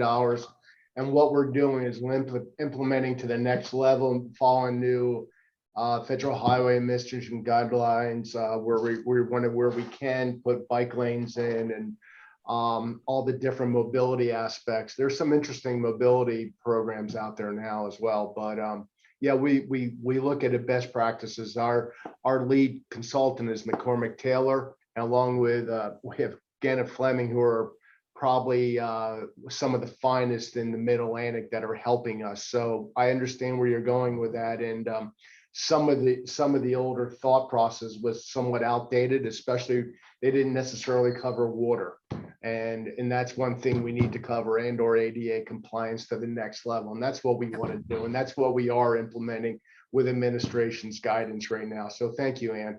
And I will say one more thing, and standards is imperative, because no matter what designer you have, the city should have standards for design. Well, what the city wants. If I may, and what I'm going to do is just it's offside what we do. I'm going to call timeout here real fast, just because we did shave 10 minutes off the break, which means we end this meeting 10 minutes early. So Bethany, I saw your hand. Is it direct to these final next steps? Yes, I just want to remind everybody that the sustainability plan, it's a big umbrella. And the whole goal of doing a sustainable plan is to make sure that we're not working at cross purposes. We've already identified just in this meeting, probably 20 things that we need to take a serious look at as we move forward. And so I just want to kind of bring it back and like, that's the whole purpose of doing this plan. And that why it was expanded from the LCAP. And it's very ambitious and it's going to take a lot of work and a lot of hands to make it successful. So that's just kind of, I just wanted to bring it back to the why. Thank you, Bethany. Bill, specific next step items? Yeah, it's not necessarily something I would do because I'm not sure what I contribute to, but I think two of the really cogent things that were said back to back by Rudy and Ken, the immediacy of what people think about day to day, and Ken saying, find the hot topics. It's kind of the same thing. I think that a subgroup should give that some more thought, and maybe Christian can be part of that. And Stephanie's really good with communication. And I'd be part of it. I'll facilitate the meeting. I don't know that I bring anything to it, but I think if somebody can take what they had said, that perspective, and distill this down to something or a couple of things that really engage people with a sense of immediacy, because that's been our problem all along. How do you talk about climate change? I think that is a specific piece that's gotten missed so far in our wrap up. And I think it's the communication part. How does this get articulated in a way that people will pay attention and get engaged? I can help that. I don't have the idea, but Thank you, Bill. So what I'm going to do is just refer everyone back to the agenda. So going back to the agenda, there were 4 meeting objectives that this group kind of outlined early on. Sharing sustainability roles and responsibilities of EAC and administration. I'm assuming we got a thumbs up. We did that. Provide a history and update on Reading for 100. So we heard that from Stephanie. So thumbs up there. Providing an update on the climate resiliency and sustainable development plan. So I think we've got a thumbs up there. We managed to get that accomplished. And we just spent the last 15 minutes or so defining next steps. So thumbs up there. So with that, and it is 10 minutes to the top of the hour. We shaved 10 minutes off of the break. Frank Dembowski, I will give you the honor of officially declaring this meeting over. Well, thank you, Scott. I just, on behalf of the mayor, just want to say on behalf of the mayor to thank Public Works, particularly specifically Nicole Judge, Bethany Ayers-Fisher, and Shelley Katzenmoyer for being the bulk of putting this together. Certainly EAC members for all the time they put into this because they're volunteers. Stephanie and her presentation for the Reading 100. Scott, your time for facilitating this, and all those who participate today. I think I'm not speaking out of school when I say this has been a really successful couple and fruitful couple hours. So I think a lot's happened here today, and a lot of good stuff I think went really, really well. When you try to plan these things, you just don't know how they're going to really work out sometimes. But I really think it's worked out really well. I think we have a lot of takeaways here, and I think we learned a lot. I know I've learned on the things we're already doing. So it's been a really productive use of time. So, but once again, on behalf of the mayor, thank everybody who contributed. If I forgot a name, I always hate mentioning names, sometimes you forget people, but everybody had a part in this, and just participation made it worthwhile. And so I think that's where we can conclude today. I don't know, Scott, there's anything else for protocol or anything else we need to do to kind of bring it to a closure, but I think we're good. I will give a quick shout out to Shelley for all of the note taking, because I know she'll share it afterwards, and to Nicole for putting together the agenda that let you all accomplish this. So thank you so much for facilitating, Scott. Yes. Yes. Thank you so much, Scott. Thank you. Everyone have a great weekend. Thank you. Thank you. Thank you all. I want to thank all the city staff for participating, because Yes, I know you people are keeping a lot of plates rolling, and you took this time, a lot of time out of the end of the week of a Friday afternoon, and I'm really, really thankful that you were here. And I think this is, I want to echo what Frank said. I think this is a really good meeting. Well said, Bill.